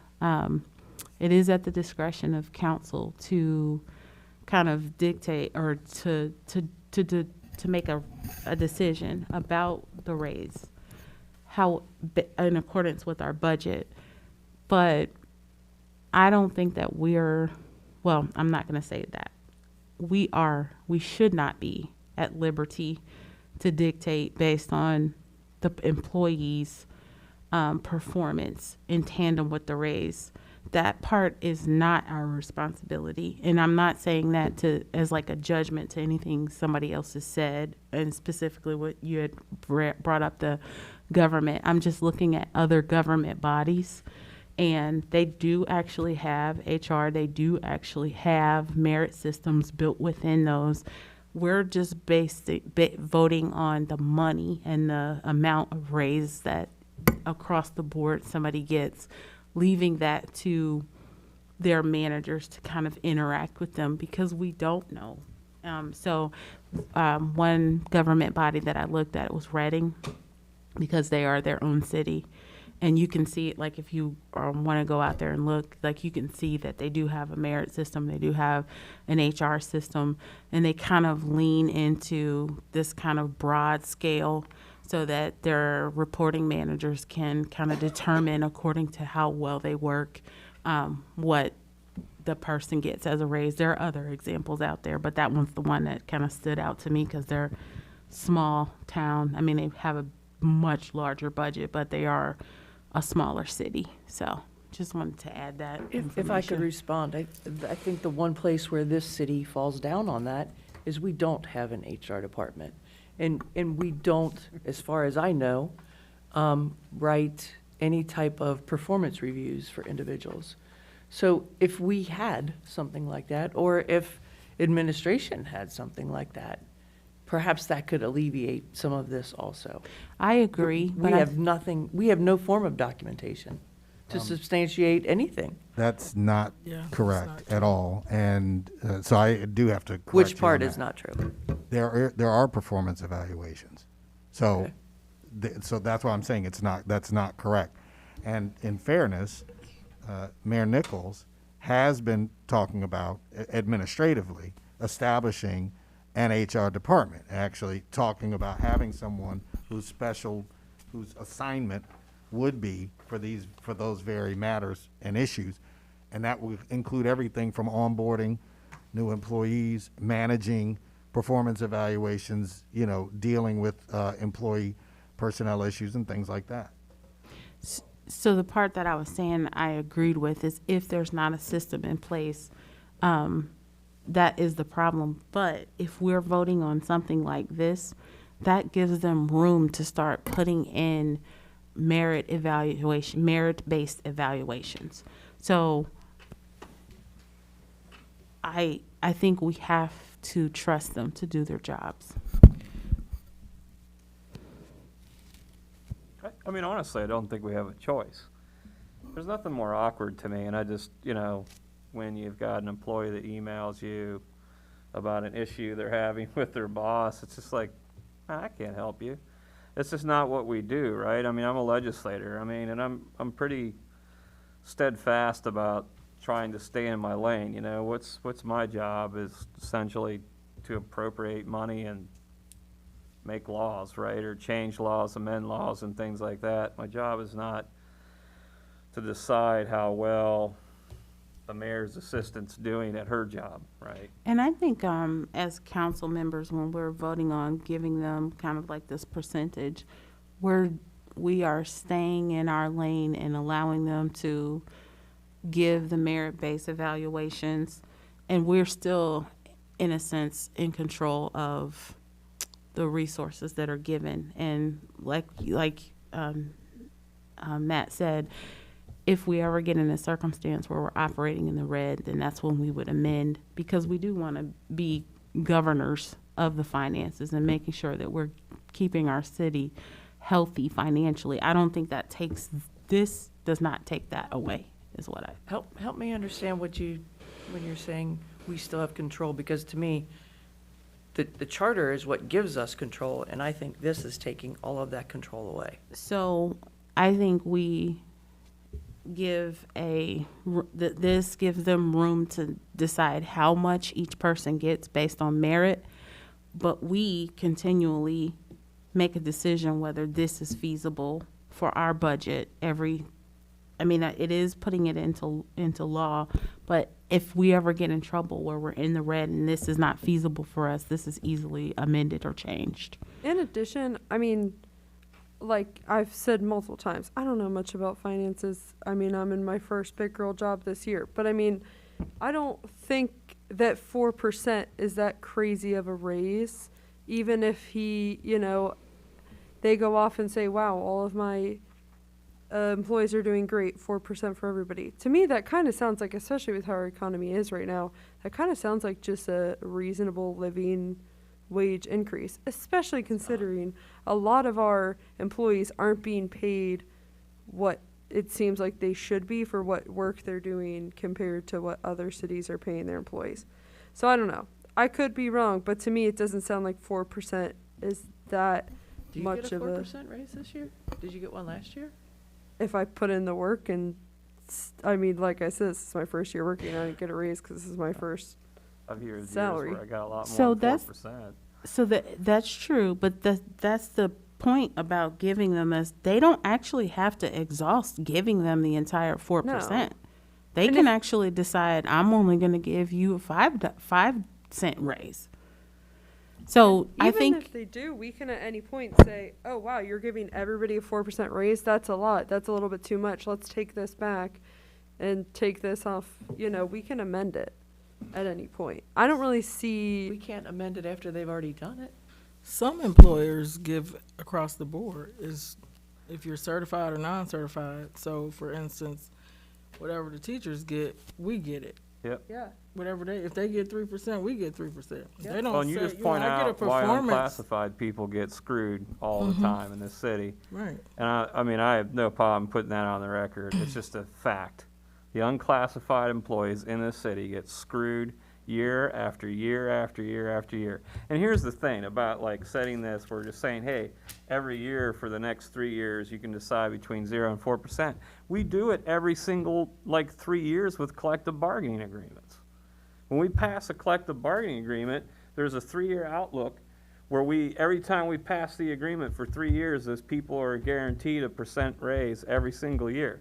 We do it with the full-time firefighters, we do it with the full-time police officers, we do it with the part-time and all that stuff. Unclassified people, they gotta sit around and listen to us bicker about whether or not they're gonna get 1, 2, 3, 4% every year.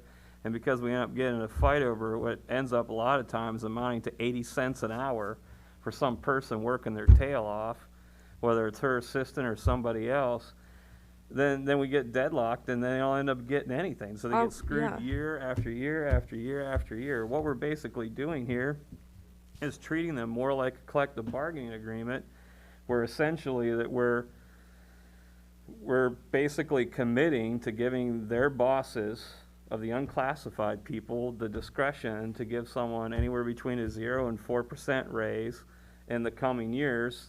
And that way they know that if they work hard, that just like the collective bargaining units, they're going to be rewarded every year. They're going to be rewarded the next year. They're going to be rewarded the next year. And it's not going to be dependent on the 7 people in this room agreeing over 70 cents an hour or something like that. We're committing right now that we're going to start treating our unclassified people as well as we treat our classified employees. Because if we want to have a good city, if we want to have a strong city, we need good employees to run it. Right. I would also like to point out that the inflation rate between 2019 and 2020 was 2%.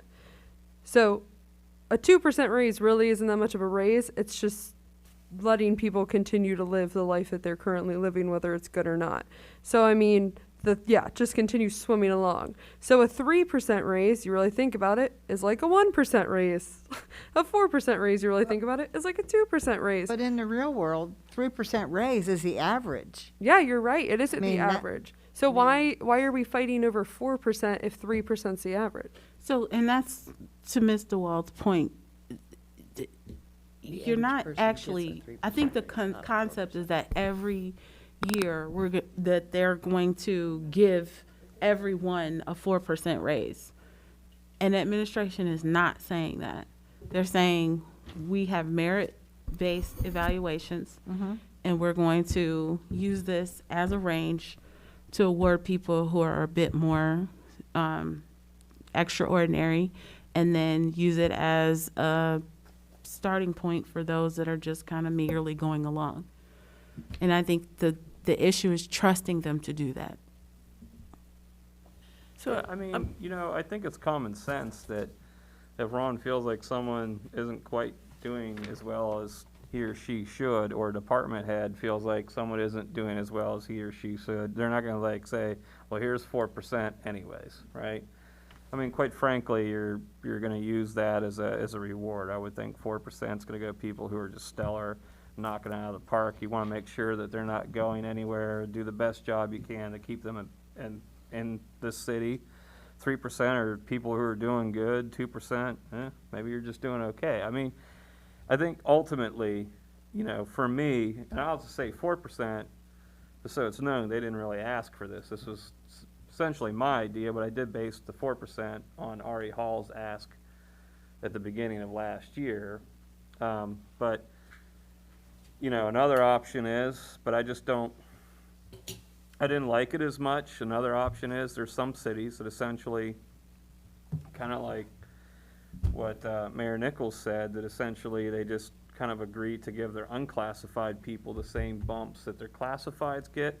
The reason I didn't really want to do that, because I don't know what collective bargaining unit we would base it on, because our fire department and those folks, they bargain for different things, because part of a collective bargaining unit isn't just about salary, it's also about, you know, benefits, it's about equipment, it could be about dress code, it could be about their shifts and stuff like that. Those are all terms and conditions that they bargain for. So I didn't really know what to attach it to in terms of collective bargaining units. So for me, this was just the simplest way to ensure that there's a commitment that these folks are going to start getting treated in a manner that's a bit more commensurate with their classified union-based employees, you know, rather than getting the shaft year after year after year. So, I was, thank you.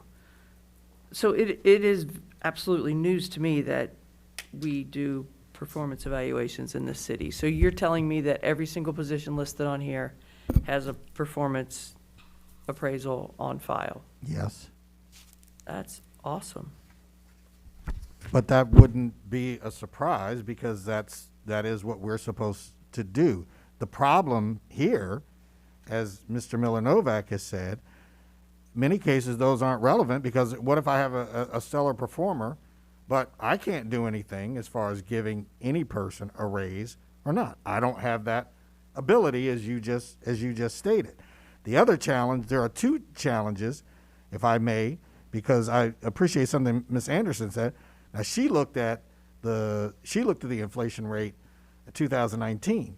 2021, the inflation rate was 5%. So if you are looking at a 4% raise, you still have, number one. Number two, something that both Ms. Dukes-Dean and Mr. Miller Novak brought up, when you're looking at collective bargaining agreements, they get their pay raises. They get theirs regardless of performance, because it's negotiated into the contract.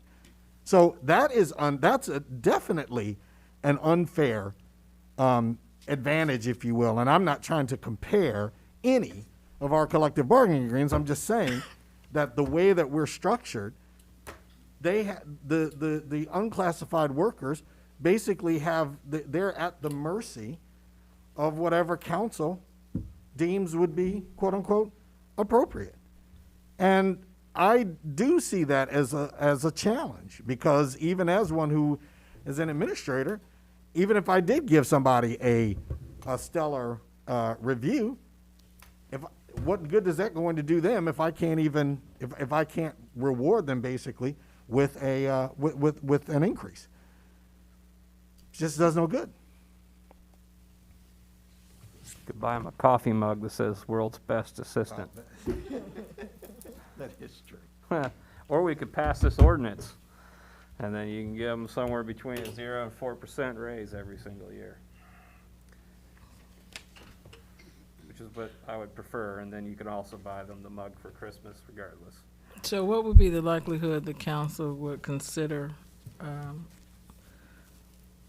because the charter, if I'm not mistaken, does state that you just don't set salaries, but the number of employees. So if you would consider, I really think, to alleviate a lot of this and to get us moving in a better direction with our employments and with our, you know, in our city, that we need an HR department. Even if we start out with one person, if it could be something that you would put in your committee, whichever committee you so choose, and think about that and consider it, because I think it would be beneficial for us when you're dealing with the health insurance, you're dealing with the different dues and everything. I know payroll does that, but I just think we need to streamline some things and get some things in order, and I think having an HR person would be one way. Well, I think it belongs in this committee. I 'Cause think I think it- that's more of a money matter. It's not public safety really, or, But you would have to vote to add an employee. yeah, I mean, I don't know, I'm open to the idea. She loves it. Yeah, see, I can tell. 'Cause she's an No, HR person. She's like, One yeah, person that it was listed on here, and it went away. It was listed under the Lawandas. It wasn't a person, it was, are you referring to duties? It said HR specialist. It was, I'm pretty sure Ari Hall had us put it on there. It was not listed as a separate position, is the whole- You are correct. It was part of the AP/HR. That's Well, the way she- she sold it to us. Correct. Yeah, but She sold the idea to us that way. I think she thought initially that that would work, but with the duties that LaWanda has had, she's been doing more AP now. I'm not sure what'll happen now, since we have a finance manager, but I still think that that's something that we really need to consider. And someone who's good at AP is not necessarily an HR person. I mean, there are whole certifications out there for that. I'm merely regurgitating what was. No, I remember that. I don't remember Ari's pushing it, but I do remember that kind of falling underneath her, quote, responsibilities or designated things that she was going to move to. But I don't think, I mean, just looking at the business that we've had with Ari leaving and the ways that she stepped up, I think it would be merely impossible to expect her to have continued on that path, because you just didn't have time. Like, her focus is, I'm sure, just helping keep the AP responsibilities And afloat. she could have looked at it in a way to have Ms. Willis do some of those, because Ms. Hall and I talked about it. And I knew that the position was not there, and that and I feel like it's something that we need as a city. Like, what city doesn't have an HR department? I mean, coming in, that was one of the things that we talked about. You have maybe your other department heads doing some of the things that needs to be streamlined and done from an HR perspective. So me and Ms. Hall did talk about that, and that was one of the things that I stressed to her that we really need to see if we can do. And maybe she used Ms. Willis in that capacity. Or Let me ask the question, just because I'm looking at the clock here. Is it something you want us to consider sometime soon? yes, Are you asking us to do that sometime soon? Okay, like, we could put it on our next month's agenda, maybe? if y'all could just talk about it, discuss it, I because mean, I it think sounds it's like important. you piqued interest, people want to talk about it. So I Mind guess talking about it? my discussion on these two documents, the things that I added, is because there seems to be kind of a split hair, like, and this is I'm gonna just repeat what you said for the sake of you saying it, but you said in the real world, like, I think Ms. Anderson brought up a good point in terms of, like, this is real world, like that. I was not referring to this as not being the real world. I was referring to her less than 1 year experience in her big girl job. Oh, wrong got with it. that? She's now into the real world. Yeah. So before that point, she hasn't been. So that's how that statement was Got it. Just delivered. making sure. I thought it was in reference to people not receiving 4% raises every year in a, I didn't say tangible. that at all. and that's fine. That's why I brought it up for clarity. I just want to make sure that I wasn't hearing something that you didn't say. Yeah. Mr.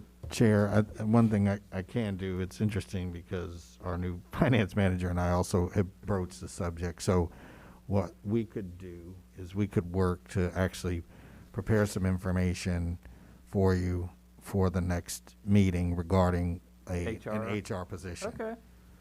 That'd be great. And what would be a suitable salary range or hourly wage, because the person wouldn't be a full-time person, it would be a part-time person.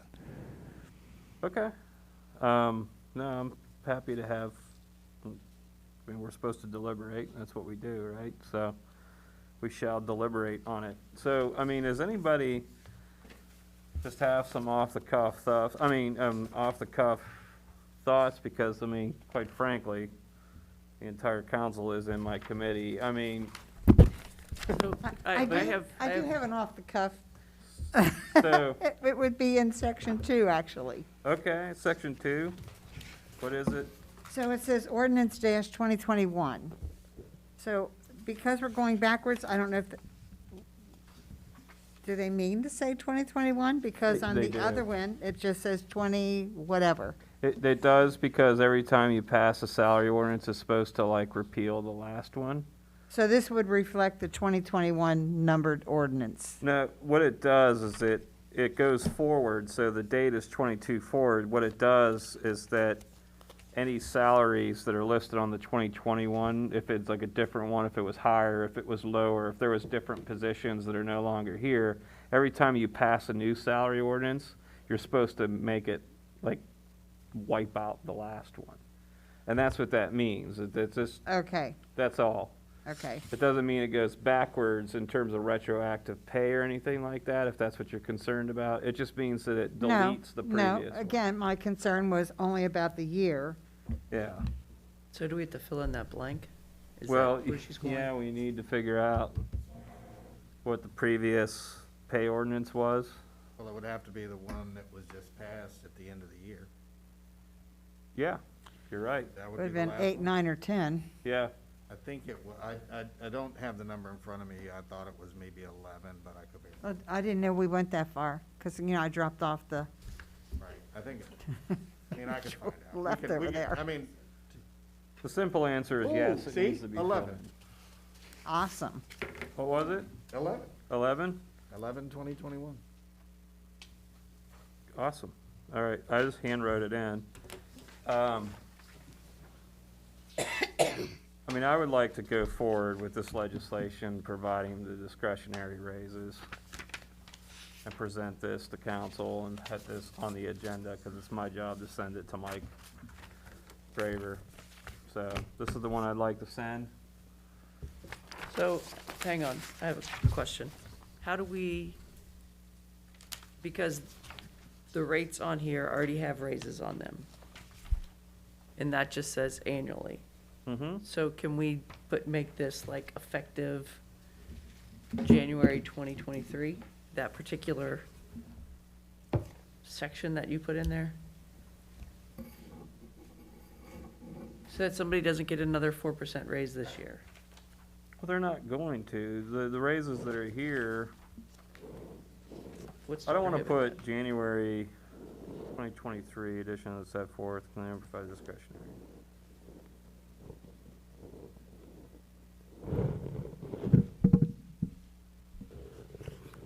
Well, don't we normally pass this in December, though? I don't know.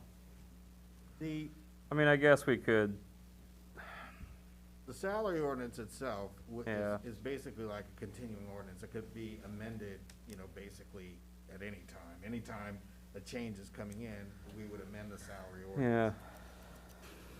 So it's not just one that would be done once. I mean, if you think about it, that's why I'm pointing out, we passed one in December, and we're looking at this one, which would be in January. So I just- that's, I think Yeah. the December year was, I mean, we was should, more we January. should do it.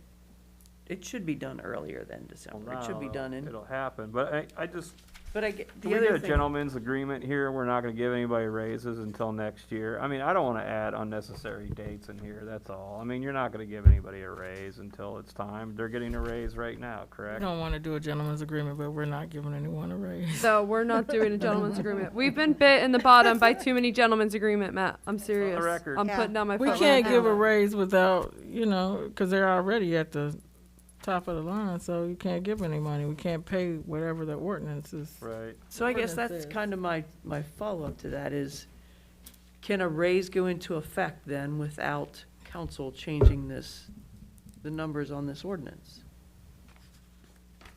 Yes, it can, because we've allowed that. But after But they then- get the raise, we're gonna have to do, it's almost like a quasi cleanup. We'll still have to kind of essentially, it's kind of like how section 3 was already written. If someone gets replaced and the salary gets changed, we'd need to pass essentially an amended ordinance. But what we're doing is giving them the discretion to decide the amount, and we still have to clean it up, so to speak.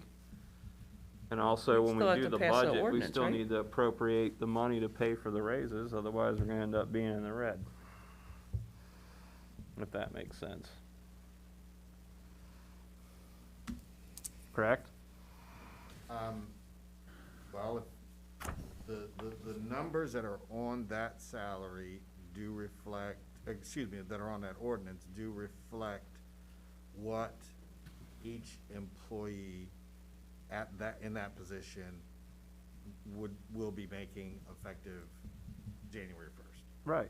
Right. So there is no, so in that sense, there is no, I guess, as Ms. Zorb was saying, there is no leeway.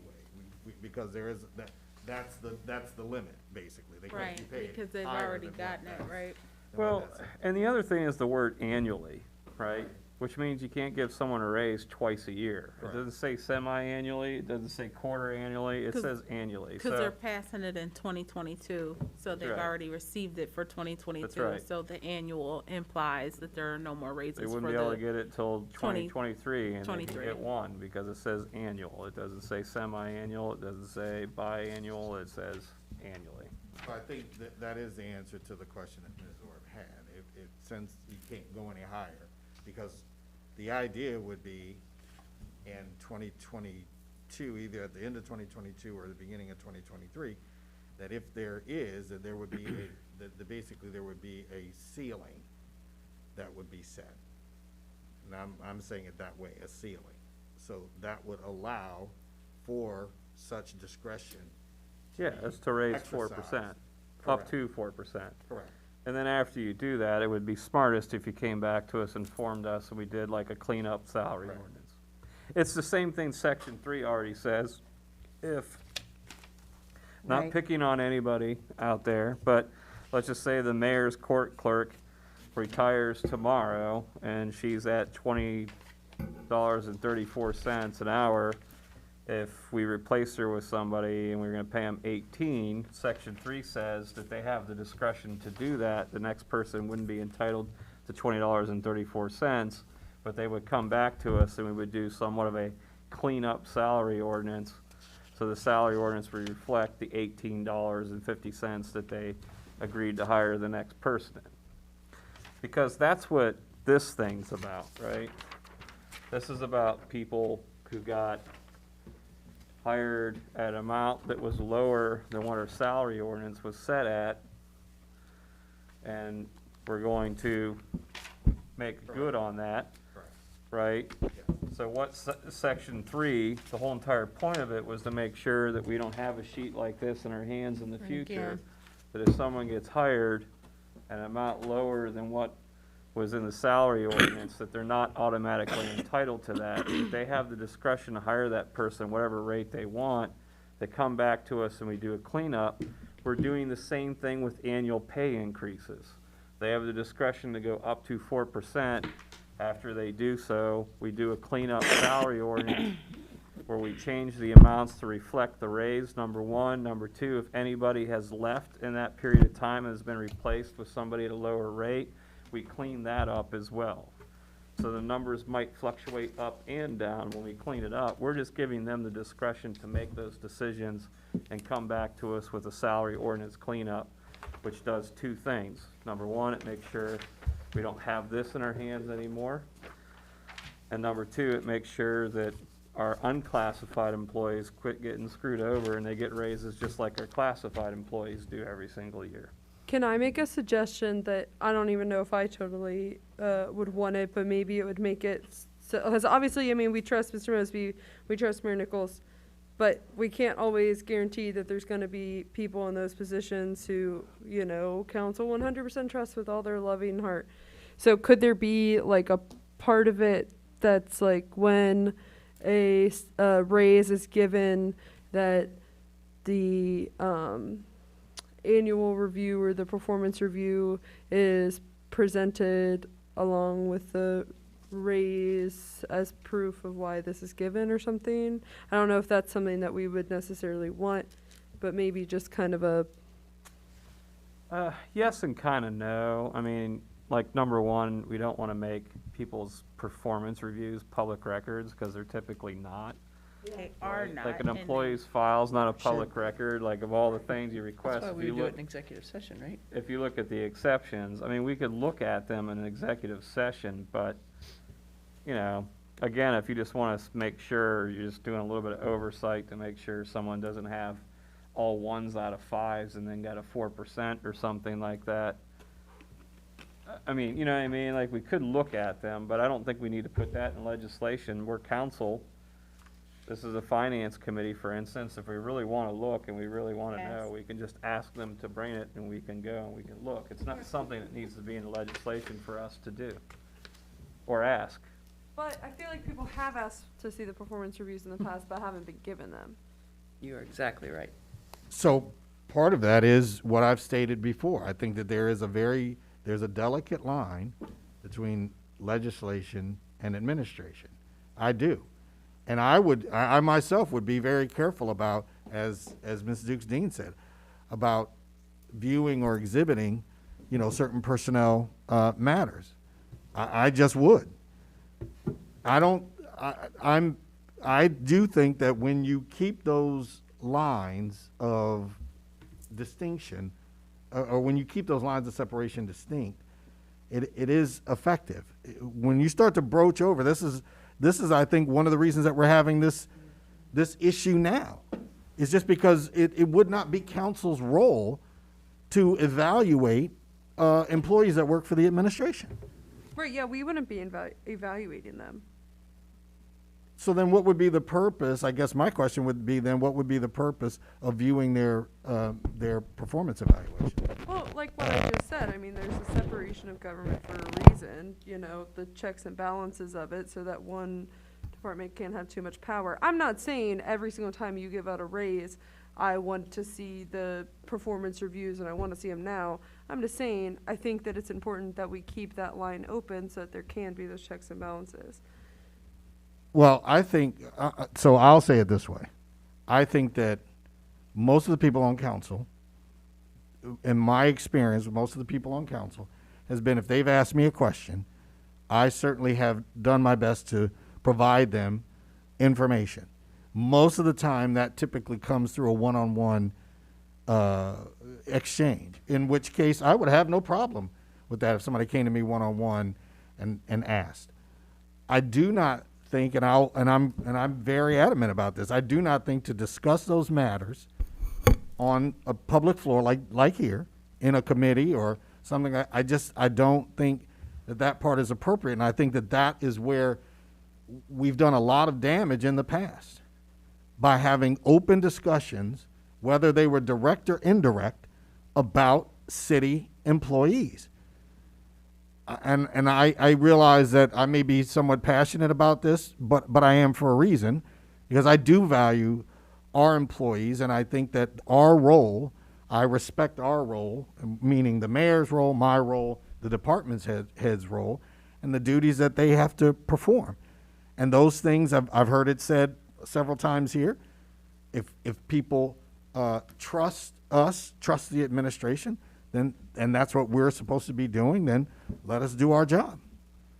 And I don't think that giving us the discretion for a 0 to 4% raise, I don't think that needs to be, I personally don't think that it would need to be justified by showing someone's performance evaluation. Well, I don't know that she's really talking about that. I mean, just to be fair, I mean, I don't think she has a problem with discretion at all, from what I'm picking up. And I don't know that she's talking about doing it publicly. I think she's talking about an executive session. I mean, I think that's a bridge we can cross later. I mean, you know, we're not gonna solve all the world's problems Right, tonight, right. right? Yeah, no, I But- definitely never want to publicly expose I know you anybody's don't, I know you performance don't, but I reviews. think it has happened in the past, and I'm with Ron, I mean, I still have like, you know, from when it did happen, you weren't even here, dude, so it has nothing to do with you, so, most of the people here weren't there when it happened, but, you know, certainly I know that's not what you meant. My opinion is it doesn't need to be in the ordinance to do it, you know, and that's just a legal opinion more than a personal opinion, I suppose. I think when it comes that time, when we get to the budget or ever, if we really want to check, or, you know, there's some, you know, the biggest point of employment evaluations, again, like if you're, you know, running a business, technically speaking, the board of directors, for instance, wouldn't necessarily read every single one. You know, a lot of them, and I think, you know, Ms. Dukestein she's in HR, so she'll agree. A lot of it's just documenting, right? So when you have to terminate somebody, you know, you've got a record of their performance. So when they get an employment attorney, say, I was a flawless employee and you terminated me wrongfully because of this thing, we can say, look at your performance reviews, look at your peers, your reviews weren't very good, right? So that's a lot of peer reviews or performance reviews aren't necessarily even about raises anyways. Like really the HR tool, they're about documenting the performance. If there's an employment lawsuit and they inflate how good they were, a lot of it is also about giving the employees feedback so they can improve and do their job. Most employees actually like being reviewed, and they get really ticked off when you don't review them. I've had my own employees where I was kind of a little bit negligent and didn't give them reviews enough, and they got annoyed.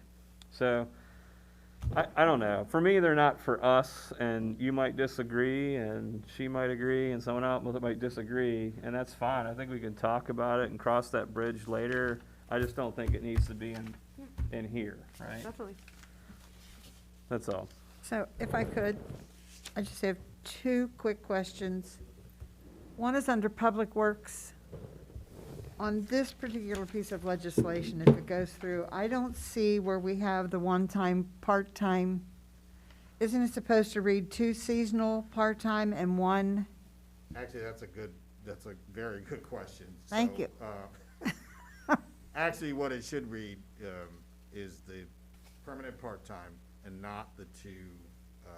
Okay, so 1 seasonal and 1 Because permanent what is part-time. happening, so again, just to be clear, since code enforcement is falling under or the fire department, he will be contracting out the services. So if we need grass cut and things like that, that's where that's gonna happen. So that's not gonna happen with Public Works. So, that was a lot of words. Hang on. I mean, basically, what I'm saying is, You're right. right, it's not, So we're gonna see a difference in this then when it comes to the council floor? It's not gonna say 2 seasonal workers part-time? correct. Okay, okay. And then the other one, Well, hang on, hang on. oh, So did you just say we're going back to contracted Yes, grass cutters? yes. So this will just be omitted? Well, she is correct. It will have the permanent part-time employee without And the it's- 2 seasonal. without the seasonal? Correct. Okay. Boy, things just keep changing. I'm glad I asked these questions. So I have another question. Back in 2017, raise your hand if you were here. So I believe that was the year that council was supposed to be awarded a raise this year, according to the commissioner's salaries.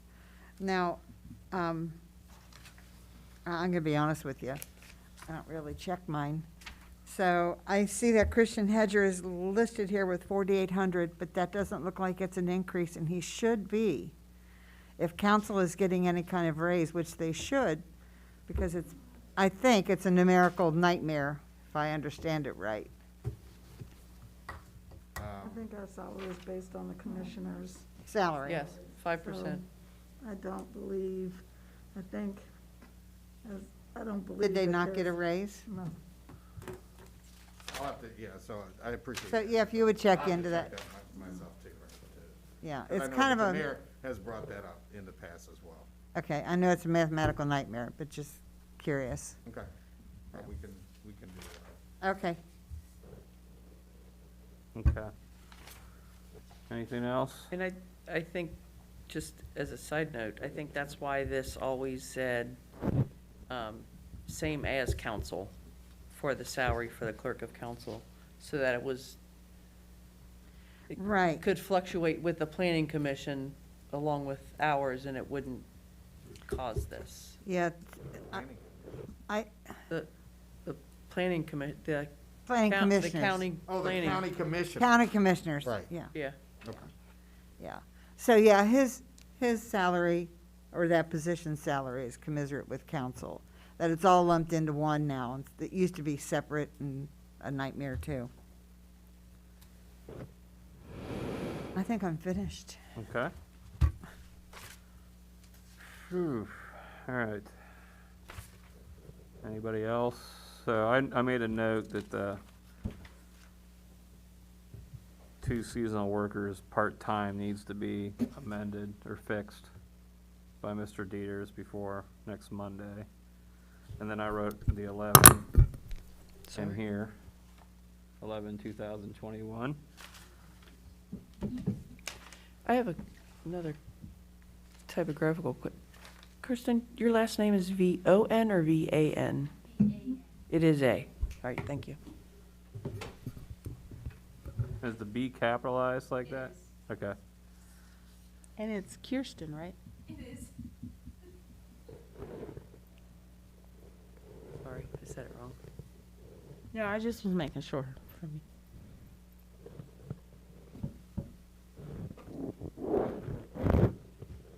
Anything else? Cool. Well, I'm gonna send it onward to Mr. Graver, and I'll copy Mr. Dieters. I don't know, can you tell Bill just how to amend this? Because I think you'll do it a better job of giving him those instructions than I will. Do you want this, because it has my notes on it regarding the change? Sure. And the 11? Cool. Well, I had some talk about the splash park, but I knew it was somewhat of a to-be-continued thing on the agenda. It's pretty late. I don't know about y'all, but I'm pretty tired. Tired? You look tired. So I do have one request about the splash park. I woke up tired. So I was the clerk when that documentation came out. Yeah. So I actually don't have a copy of whatever it was. I think Ron handed it out. It was a stapled packet. Oh, It was just like ideas for yes. possible amenities that could go into the splash Oh, pad. well, I don't have one. Okay. Do I need one? Well, am I allowed to kind of announce the goal? Is that all right? While we're So- going to talk about it so quick? Well, I mean, and Mayor Nichols is here, so I think a bird just flew into her. I think it would be She did it. appropriate for her to announce that. You want to announce it? The goal for what we want to do with the splash. Oh, so we did have a meeting this week, and the goal is to hopefully open it by the beginning of August, if everything runs smooth. Yeah. I was So- thinking, Well, thinking, you know, wanna in my be head, I really was going, old. can we push for June, July? But, you know, with COVID, everything is a little delayed, so prayers and fingers crossed that we can get it open at the beginning of August. Yeah. So now we're in the process of finding out exactly, or looking into exactly what type of splash park we want, what type of sprinklers, and then some things will come a little later, but I know the playground equipment is going in, and so we talked about parking and all that. So August, I'm excited.